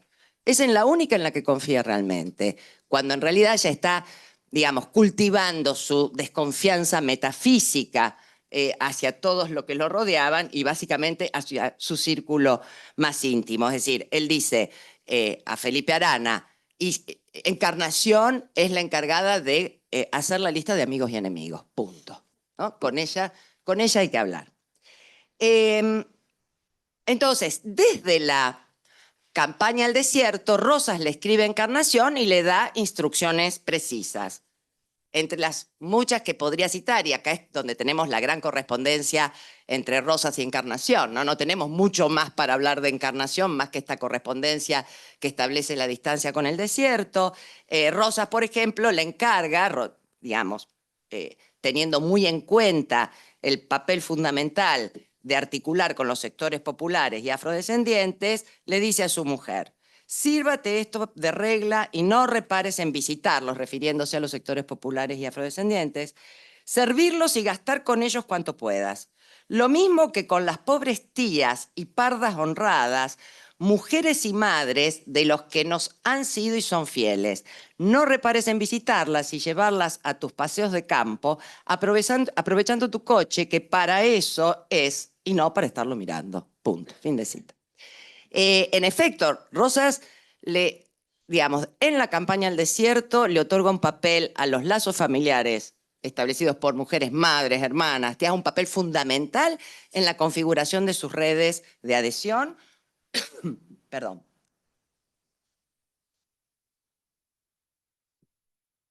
E insiste muchísimo con esto en toda su correspondencia. Ahora bien, muchas interpretaciones le atribuyen a Encarnación, ¿no?, una autonomía de gestión en la ciudad mientras su marido está en la campaña, que es en todo caso lo que se puede discutir, con cuánta autonomía, con cuánta agencia actuó ella en la ciudad, dado que, a diferencia de Roca en el desierto, no tenemos ferrocarril, es decir, desde el río Colorado la llegada de los mensajes tardan varios días. Y en este caso, ¿a qué se le atribuye a Encarnación? Se le atribuye ser la gran protagonista de un episodio que, para quienes no lo conocen, es la Revolución de los Restauradores de octubre de 1833, mientras él está en el desierto. En ese momento ya la propaganda rosista había establecido en la división de los sectores federales, es decir, de aquellos que tendían a ser liberales y querían establecer una constitución y le negaron la renovación de facultades extraordinarias, frente a los cismáticos. Frente a los apostólicos. O sea, acá el lenguaje religioso y la sacralización de la causa federal es clarísima.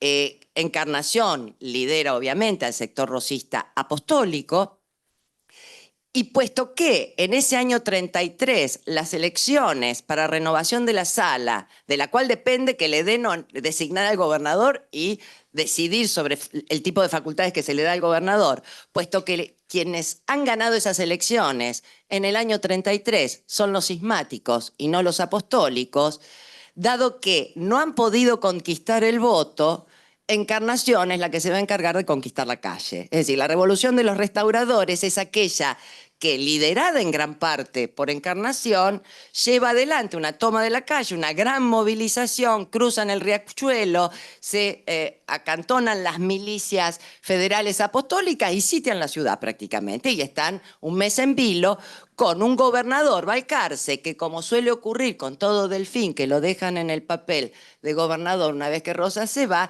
rápidamente toma distancia del rosismo y se convierte, ¿no?, en uno de los líderes del así llamado sector cismático. Sobre el liderazgo en la Revolución de los Restauradores de Encarnación dan cuenta diversas fuentes. Lo que no es posible corroborar es que esa conquista de la calle haya sido una instrucción directa de Rosas. Por los días en los que yo fui siguiendo día a día todas las cartas, no hay carta en la que él teme mucho una movilización popular y no estará él para conducirla. Por muchas variables, no estoy diciendo que fue solo Encarnación, que acababa además de crear la Sociedad Popular Restauradora, una suerte, ¿no?, de cruz de acólitos de federales apostólicos fanáticos. Pero, por ejemplo, la carta que le manda Manuel Vicente Massa, su amigo, colega, que luego será fusilado por la mazorca varios años después, enviada a Rosas, le dice lo siguiente: terminada la revolución, tu esposa es la heroína del siglo. Disposición, valor, tesón y energía desplegada en todos los casos y en todas las ocasiones. Su ejemplo era bastante para electrizar y decidirse. Es decir, ella es la que levanta a todos los sectores populares a partir de estas redes. Dicho esto, todo el sector masculino más íntimo que rodea a Rosas desconfía de esta mujer, es decir, desconfía de esa agencia que la mujer tiene, tal como muestra la misma carta de Massa, que continúa de la siguiente manera. Mas si entonces tuvo una marcha expuesta, de hoy en adelante debe ser más circunspecta, esto es, menos franca y familiar. A mi ver, sería conveniente que saliese de la ciudad por algún tiempo. Esto le traería los bienes de evadirse de compromisos y de hacer paréntesis a las relaciones que, si en algunas circunstancias convendría cultivar, variadas estas, es mejor no perderlas, pero sí alejarlas. Fin de cita. Por supuesto que este fragmento exhibe el estilo de liderazgo de Encarnación, la personalidad de Encarnación, ¿no? Vehiculizado a través de un lenguaje popular, de una gestualidad también muy particular, que por supuesto era poco decorosa, ¿no? Para una mujer de alta posición en la sociedad, pero que lograba amplias adhesiones entre los sectores populares. Y su imagen fue, igual que las de las reinas consortes, masculinizada. Y hasta tal punto fue masculinizada que ella se queja de Encarnación en una carta enviada a su marido, todavía en campaña al desierto, de la siguiente manera. Le dice, la mujer de Balcarce, que es el gobernador todavía, ¿no? Va a renunciar poco después de todos estos episodios. La mujer de Balcarce, el gobernador, anda de casa en casa hablando tempestades contra mí.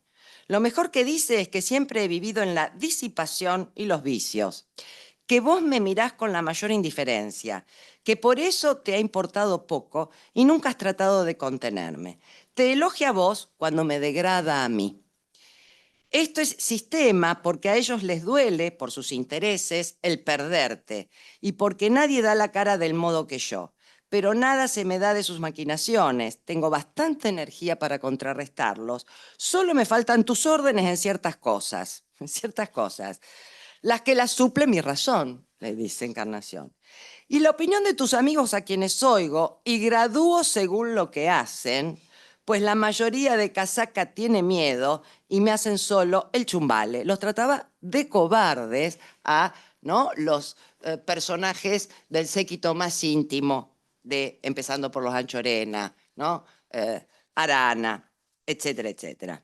O sea, Encarnación era sin duda una mujer empoderada, con una fuerte personalidad, ¿no?, para imponerse entre las más altas esferas del poder, y frente a las críticas solía redoblar su apuesta, ¿no?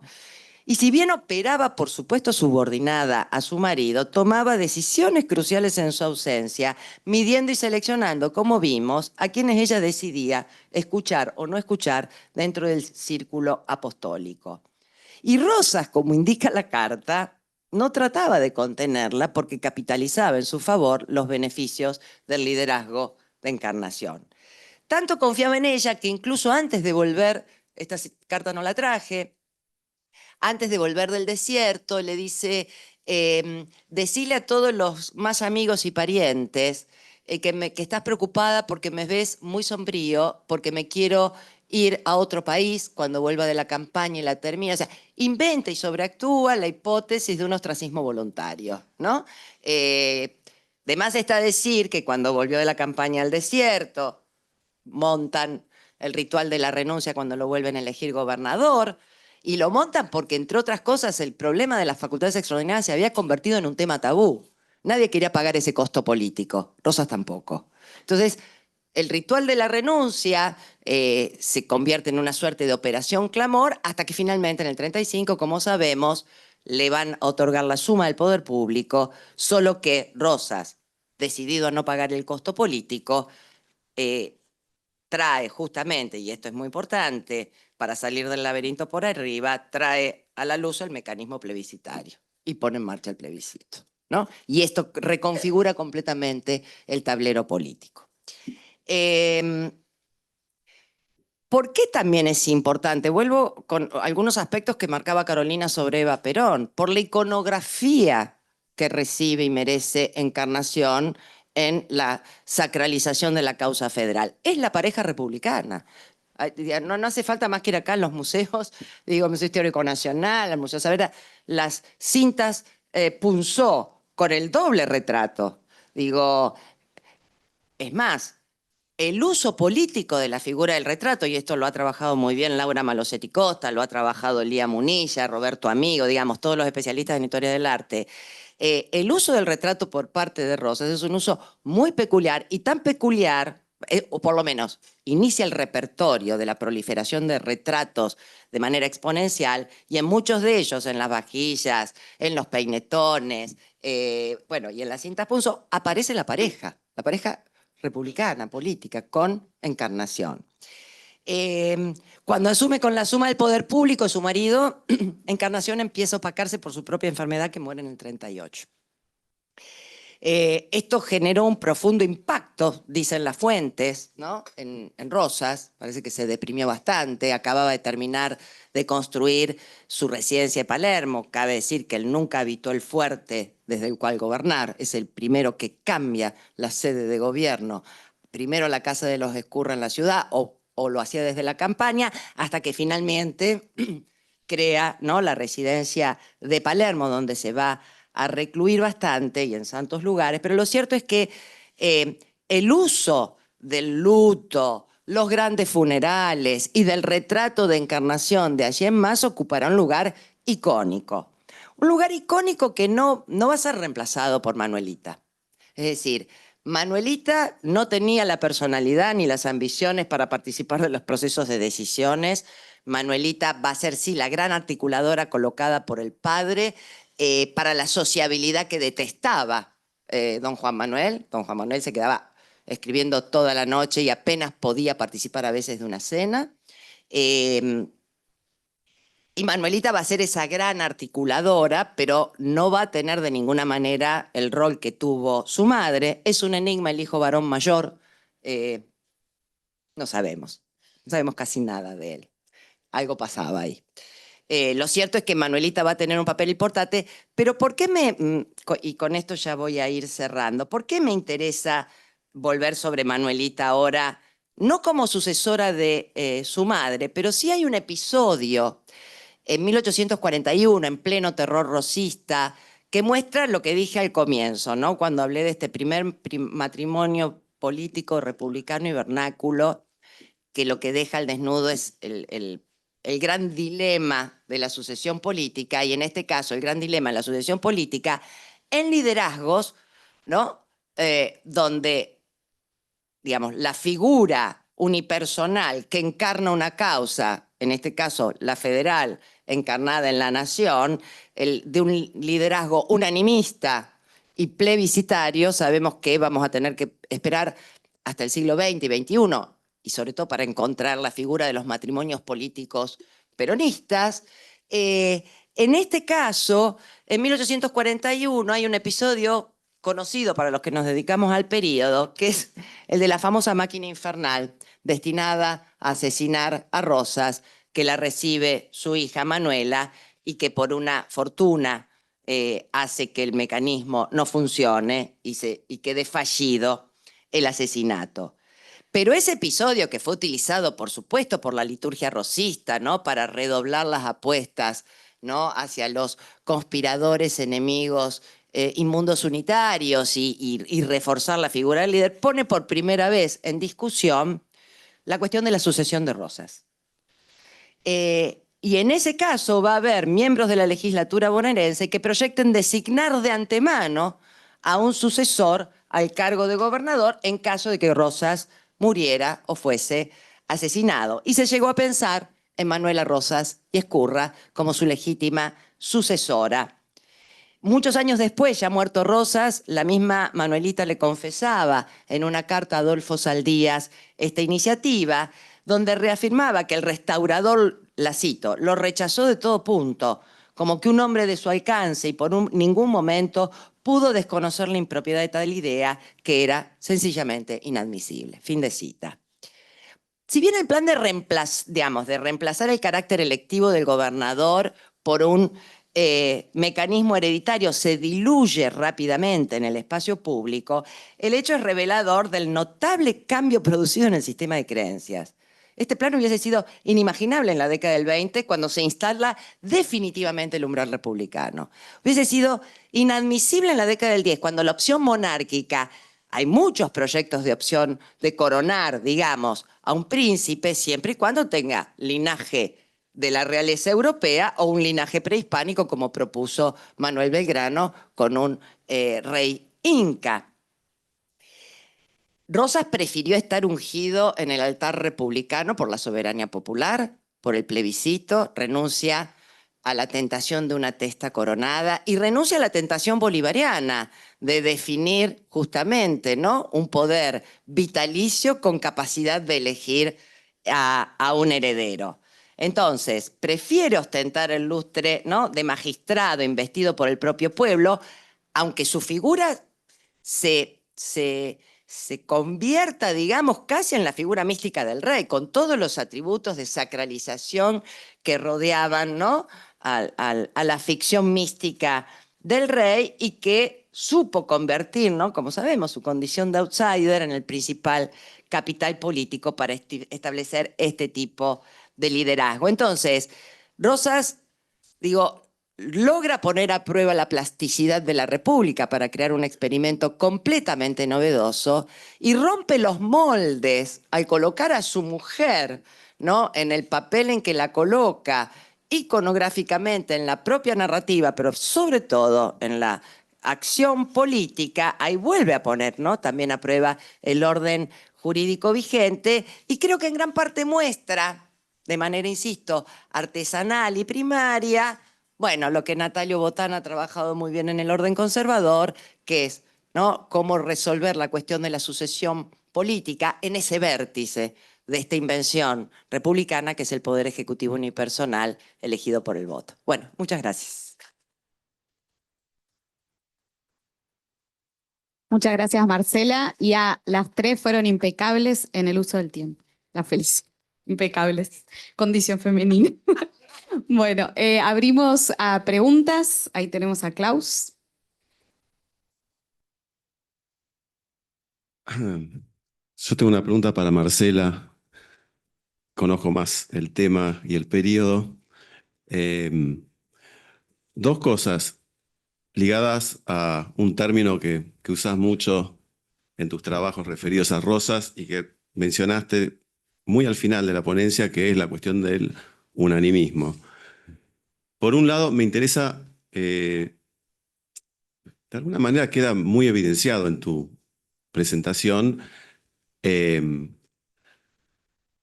lo que es una actuación muy impresionante, me parece a mí, de Encarnación en esa suerte de interregno, ¿no?, cuando Rosa se va a la campaña, porque realmente lo que le toca para asegurar el retorno al poder de Rosa cuando regrese de la campaña es no poca cosa, ¿no? Digamos, más allá que vos destacaste que son los federales de distintos signos que están dominando la escena política, hay varios que tienen ambiciones de poder muy notorias, ¿no?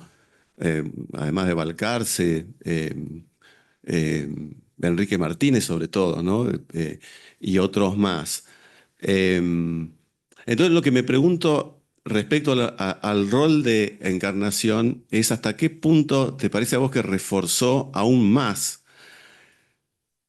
ese objetivo de pleno poder, de consagración del sistema unanimista, que, bueno, como sabemos, terminó de ratificarse y consagrarse en la siguiente experiencia de gobierno de Rosas, ¿no?, el 35 al 52, eso se refuerza muchísimo, pero me pregunto hasta qué punto está facilitado por esa labor de Encarnación en esos años cruciales, porque, digamos, ahí el devenir político futuro, no sé, hoy con el diario El Lunes parece que fue bastante sencillo y que Rosas era como el único candidato, pero me parece que no fue tan así. Y lo segundo, sacándote un poco del tema, pero no de la cuestión del unanimismo, yo cuando doy mis clases sobre Rosas y menciono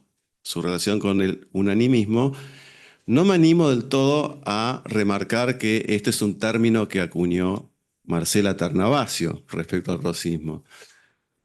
O sea, unanimismo como expresión del rosismo, ¿alguien más lo había dicho antes? Una vez te pregunté y vos me contestaste. Me gustaría si podés responderle al público acá presente.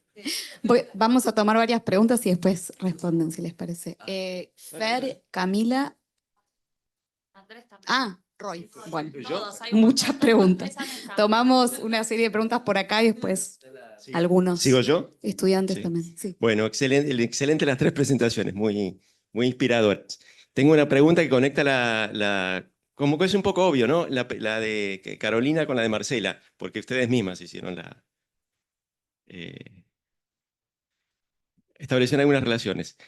En relación con la de Marcela, toco un tema un poco lateral. Vos decís, no hubiera sido posible la constitución de una figura política como encarnación en Lima o México. Y eso tiene que ver con rasgos de la sociedad bonaerense, la sociedad porteña, la sociedad mucho más plebeya. Quería pedirte que digas alguna cosa más sobre eso y en particular si hay también un rasgo en la historia personal de Rosas. Porque yo me acuerdo, creo, si mi memoria no me falla, en la biografía de Rosas de Mansilla, una de las cosas que dice es la mamá era bravísima. Era un marimacho, creo que es la palabra que utiliza. Bueno, no sé si es esa acá. Karina me corrige o no, no sé. Pero una mujer muy potente, era más importante que el padre. Bueno, eso. Mirando las dos presentaciones, las mujeres son muy importantes. Hay mujeres muy potentes en la historia argentina y Carolina nos trae acá la figura de Eva, que pienso yo, no sé si hay muchas mujeres en el mundo de la primera mitad del siglo XX, de las décadas centrales del siglo XX, que tengan ese lugar en la vida pública. Uno puede comparar, me parece, a Perón con Roosevelt, pero Eva Perón y Eleanor Roosevelt no están en la misma categoría. Y esto en una sociedad que ya le dio un lugar muy importante a la mujer, como es la sociedad norteamericana. Entonces, mi pregunta es, ¿hay algo en la Argentina que, digamos así, que en la cultura argentina, en la cultura política argentina, que nos ayude a entender el lugar político de una figura que además es muy plebeya como Eva, que ocupe su lugar en la vida pública? Y un comentario, una observación, una pregunta también. Vos de alguna manera dijiste, bueno, acá hay un mundo políticamente bifronte. Bicéfalo dijiste, creo, es la palabra que utilizaste, ¿no? Sí. Eso me evoca la figura del doble comando, un fenómeno mucho más reciente de los primeros años de los gobiernos Kirchner, y hubo quizás doble comando hasta el 27 de octubre de 2010, cuando quedó una sola persona al frente por la desaparición de Néstor, ¿no? Yo no pregunto, no estoy del todo convencido de que sea así en el caso de Perón y Eva, aunque sin duda es un matrimonio político, por el hecho de que, a ver, ¿cómo respondés vos a esta visión que es una visión alternativa que dice, por supuesto, Eva es muy importante, ocupa un lugar central en el dispositivo político, pero hay división de funciones y hay una sola cabeza? Y esa sola cabeza tiene que ver con el hecho de que, bueno, Eva tiene una serie de objetivos, de misiones, ¿no? Ella le habla sobre todo a una parte de la sociedad, de la comunidad política, interpela a algunos actores específicos y, bueno, algunos de los nombres que vos trajiste a veces se señalan en ese sentido, ¿no? Ella le habla a los descamisados, los negritos, los grasitas.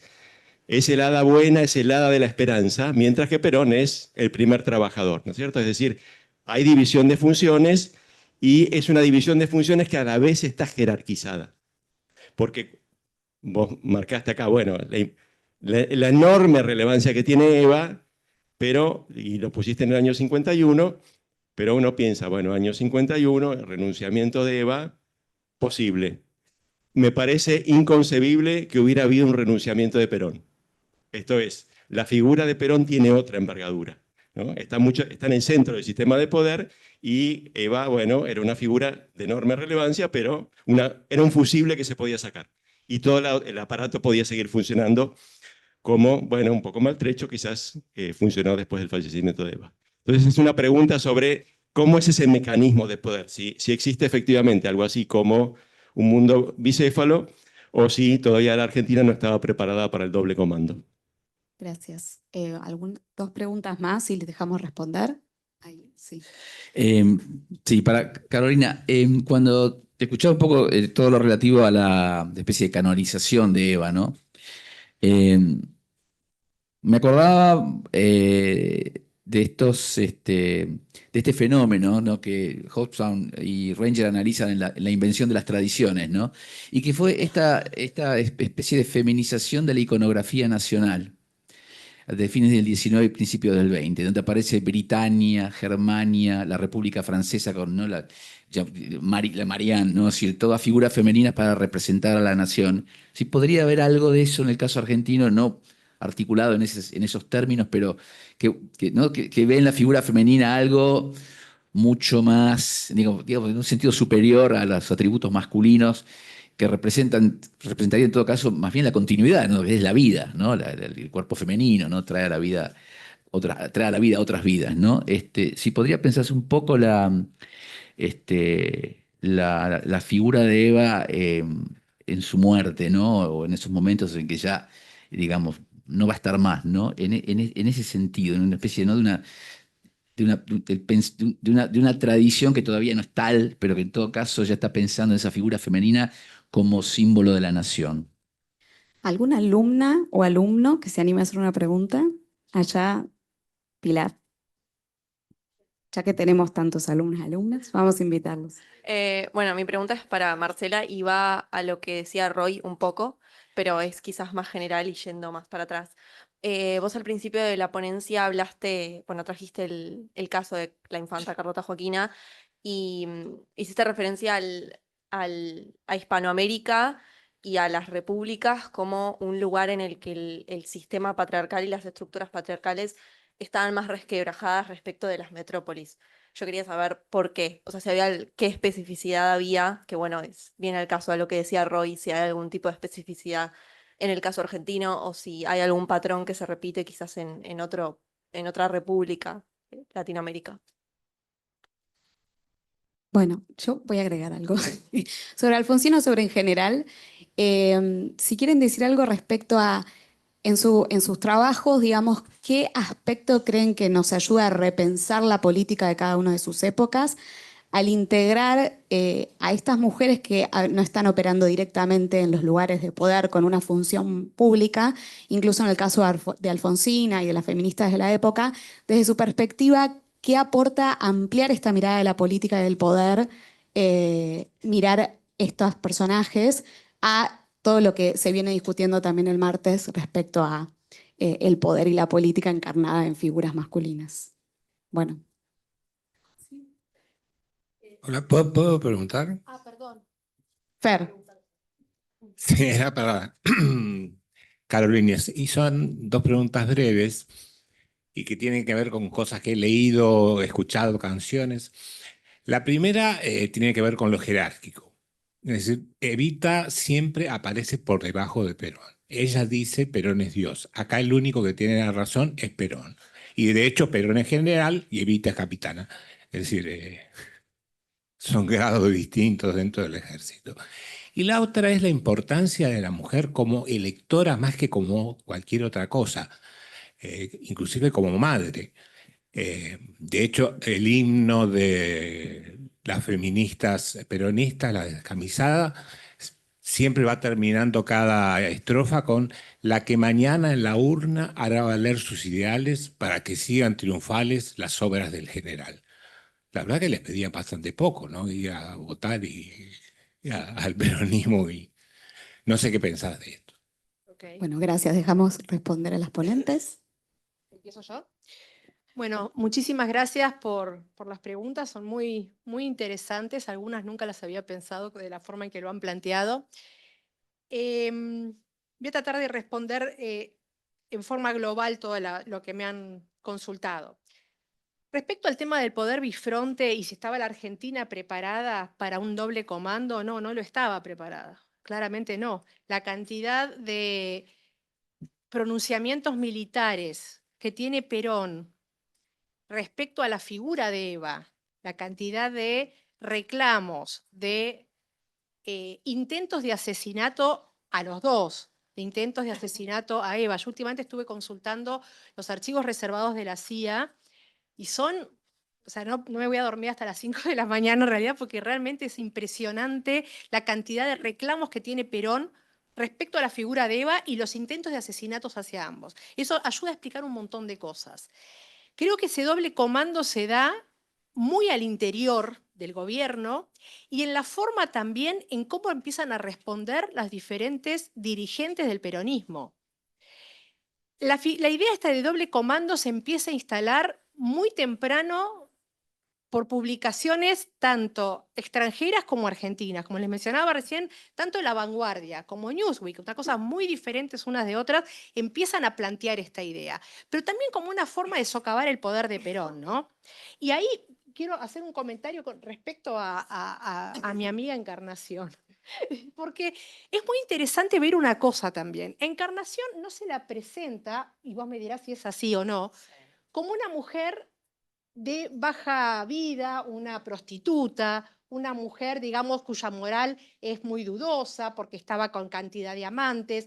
Sin embargo, la figura de Eva siempre se la presenta desde ese lugar, salvo cuando aparece el poema de Walsh que habla de esa mujer donde dice la entierran como un macho. Ahí aparece como una figura masculinizada. Sin embargo, hasta ese momento la figura de Eva es una figura que está muy relacionada con todos sus aspectos de su sexualidad, su experiencia de vida, etcétera, etcétera. Es decir, una forma de socavar también tanto su poder como su figura, ¿no?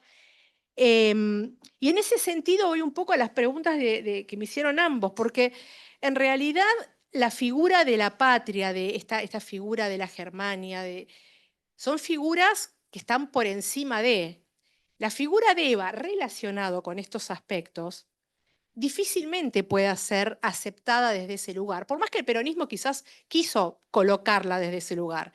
Sin embargo, la colocan no tanto como una figura de la República, sino como una figura de origen o de características divinas. Por eso sobre el final de la ponencia yo lo que veo, en mis análisis o las lecturas sobre las percepciones que hay en la época sobre Eva tienen que ver más con una necesidad de explicar qué es esta mujer, ¿no? ¿Qué es esta mujer que no podemos encuadrarla en ningún lado? No podemos encuadrarla como presidenta de la nación, pero se comporta como tal. Va a Europa y la recibe, cuando uno lee el protocolo que está en Cancillería aplicado al viaje de Eva, la reciben con los honores de un jefe de Estado. Entonces digo, y es una Eva que todavía no es Eva Perón, ¿no? Es todavía la María Eva Duarte de Perón, es una figura absolutamente incipiente. Entonces, es interesante ver cómo el peronismo intenta encuadrarla, intenta ponerle algún tipo de mote, algún tipo de justificación de esa figura. Y lo que finalmente termina apareciendo es la justificación divina. Por muchas otras razones también, ¿no? Pero esta idea de la Santa Evita y que aparece en Mundo Peronista, en las publicaciones de Mundo Peronista, a partir de su muerte, prácticamente todos los números tienen una figura de Eva con como si una aureola de santa, como elevada, con un traje como si fuese la Virgen María. Es decir, es muy potente esa imagen dentro del peronismo, ¿no? Que también tenía su connotación y su correlato en los altares populares que se estaban gestando y que existían ya de antemano en la mayoría de los hogares populares. Y respecto a qué le pedían a las mujeres, que vos decís, solo le piden en Evita Capitana, en la marcha, ¿no? La descamisada y demás, que vaya a votar, yo creo que le pedían bastante más, ¿no? Cuando nosotros vemos la actividad de las mujeres en las unidades básicas, lejos está de ser la imagen de la mujer tradicional, ¿no? O sea, votar a Perón, por supuesto, eso desde ya. Pero no es la imagen de la mujer tradicional que tiene que quedarse en su casa con sus niños, sino que le piden horarios de militancia de 8 a 18, de 8 a 22 horas, los domingos inclusive. Es decir, ahí estás de alguna manera descuidando ese espacio de la familia. Entonces, el peronismo desde el discurso tiene un mensaje, pero desde la práctica tiene otro, ¿no? O sea, cuando nosotros vemos y analizamos las militancias de estas mujeres, como también si observamos la única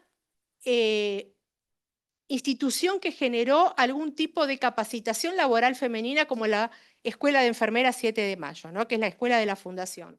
Estas mujeres, estas enfermeras, no eran enfermeras como conocemos tradicionalmente una enfermera, eran mujeres capacitadas para actuar en catástrofes, eran mujeres que estaban adoctrinadas, digamos, de otra manera, era una experiencia laboral distinta, no exclusivamente de enfermeras.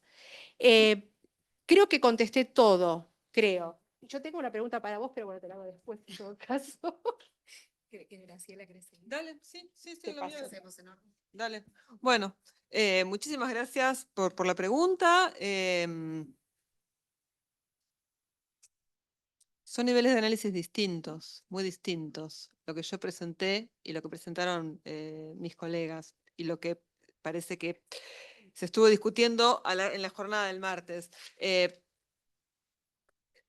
Yo creo que pensar, ¿cómo uno puede pensar? ¿Para qué sirve la figura de Alfonsina para pensar lo político? Bueno, ¿cómo puede, o sea, si uno lo piensa desde un sujeto, cómo se construye ella en el campo cultural y en el campo político, en este punto muy puntual, hablando con el feminismo, que también es un movimiento, como bien dije, minoritario, lejos de ser masivo, pero que en esta coyuntura en la que yo mencioné, en 1919, 1921, hace mucho ruido y tiene su espacio con toda esta agenda de reivindicaciones.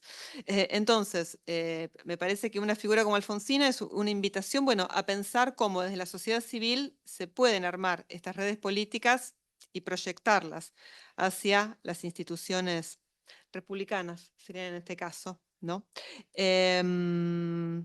Bueno, eso. Gracias. A la pregunta de Klaus en torno al unanimismo y al rosista y al papel que habría tenido Encarnación en ese reforzamiento. A ver, hay dos, yo lo respondería en dos niveles. Por un lado, Encarnación trabaja explícitamente para reforzar la figura de su marido, encarnando la causa federal, encarnando la soberanía popular. No hay dualismo acá, no hay, es decir, ella es la mano derecha de él para efectivamente, él le manda a decir desde el desierto, cuando decía descubre el papel del retrato, el uso político del retrato, le dice, bueno, también gasta plata y repartí mi retrato, ¿no? En tales y tales lugares, en fin. Por un lado eso, pero por otro lado, el problema del matrimonio Rosas Ezcurra es que es la condición de outsider de la emergencia del liderazgo de Rosas. Y cuando digo la condición de outsider no es solo porque era un gran hacendado y se había dedicado a sus empresas rurales durante las 2 décadas que precedieron a su ascenso al poder, sino porque había esquivado deliberadamente hacer de la revolución su propia carrera política. Entonces, básicamente eran 2 personas que habían habitado la campaña y en ese punto, la inexpertise sobre cómo se había configurado un repertorio de construcción de liderazgos políticos plurales, con debates por las listas de candidatos, etcétera, etcétera, él cree que puede imponer la lapicera de un día para el otro. Bueno, le va a costar 6 años esto. En ese interín, cuando yo digo, cuando la correlación de fuerzas no le es favorable en la legislatura, cuando tiene su primer gran derrota política y no le renuevan las facultades extraordinarias, y por lo tanto, él se da cuenta que no puede seguir insistiendo en un unanimismo como pretendía desde 1829, que era armar una lista única de candidatos.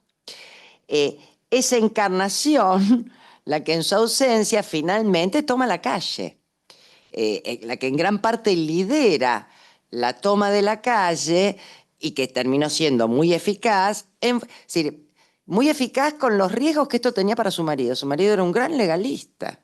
Es lo que, en realidad, la última carta que él manda del desierto, antes de la revolución de los restauradores, es a uno de sus más íntimos y en quien confiaba, juez de paz, cómo tenía que, pero con un detalle de una obsesión típica de Rosas, de cómo tenía que efectivamente elevar un petitorio, el famoso derecho de petición, a la sala de representantes, exigiendo que en nombre de la soberanía popular tal y tal cosa.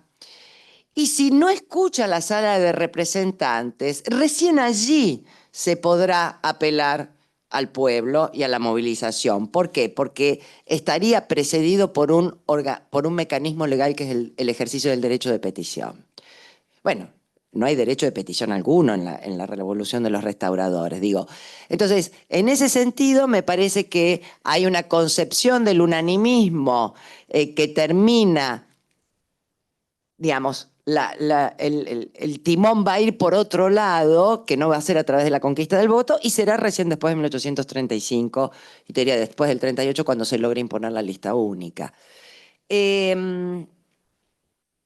Entonces, lo que quiero decir, con esto cierro la respuesta a Klaus, en realidad descubre algo que no es, diga, por supuesto había un repertorio de antecedentes de movilizaciones populares y del uso de la violencia política para cambiar la correlación de fuerzas, por supuesto, pero en este caso, digamos, va a ser un precedente muy, muy importante por la persistencia y por la deriva que tuvo después.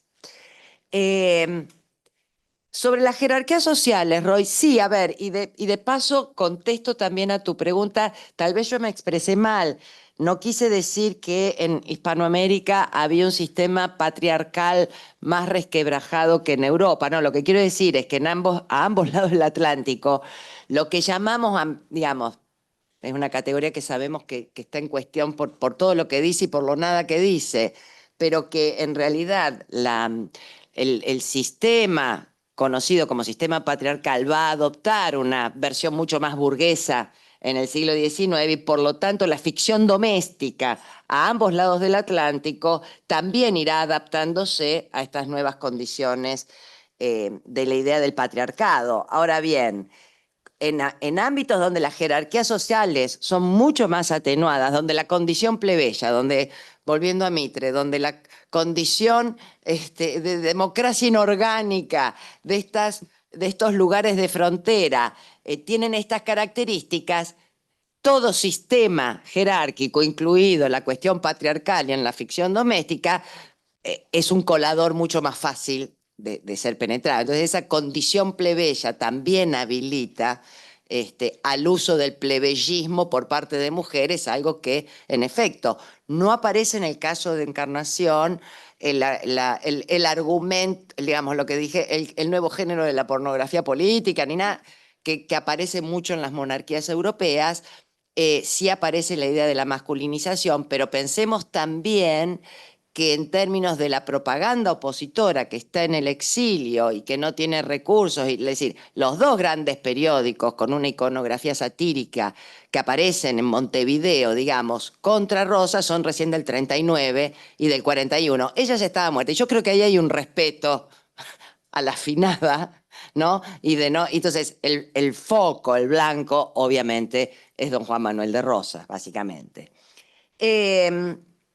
Y finalmente, volviendo a género y política, bueno, porque es importante a lo mejor estos nuevos estudios, que no necesariamente tienen que ser de género o desde una perspectiva de género para alumbrar el papel, digamos, de mujeres y hombres, ¿no? Pero también respondería en relación a la pregunta de Roy sobre el papel de la madre de Rosas, doña Agustina, que efectivamente era otra empoderada, una figura dominante. Pero ahí vuelvo al enigma Alperín, ¿no? Al enigma Belgrano, perdón, el último libro de Tulio. Cuando trabaja a Manuel Belgrano, y trabaja muchísimo la figura, el papel de la madre de Belgrano. Y dice, bueno, el problema de Belgrano es haber tratado toda su vida de cumplir con las excesivas expectativas que sus padres depositaron en él. Ahí, ¿no? Obviamente hay una mirada casi psicoanalítica sobre la personalidad de Manuel Belgrano, su futuro accionar político y la relación con esa madre. Y Rosas, uno podría decir, siguiéndolo al Perín en esta perspectiva sobre Belgrano, que hizo exactamente lo contrario. Se emancipa muy joven y cuando se casa. pero se emancipa cuando se casa, ¿no? Con la oposición de sus propios padres a ese casamiento, se emancipa de una manera muy gráfica, que es cambiar su apellido en la firma, sacándole la Z y poniendo la S de Rosas, y de ahí en más va a seguir teniendo una relación muy tensionada con sus padres y específicamente con su madre, no la va a ir a visitar, Encarnación intercede, pero digamos, las cartas con sus padres oscilan entre el respeto absoluto y por otro lado el lamento y la queja, ¿no? De ser un maltratado. O sea, ahí también hay una relación complicada, pero bueno, más que eso no puedo decir. Bueno, muchas gracias. Ahora vamos a hacer una pausa para el almuerzo, para que puedan almorzar y volvemos a las 2 de la tarde. Muchas gracias a las 3.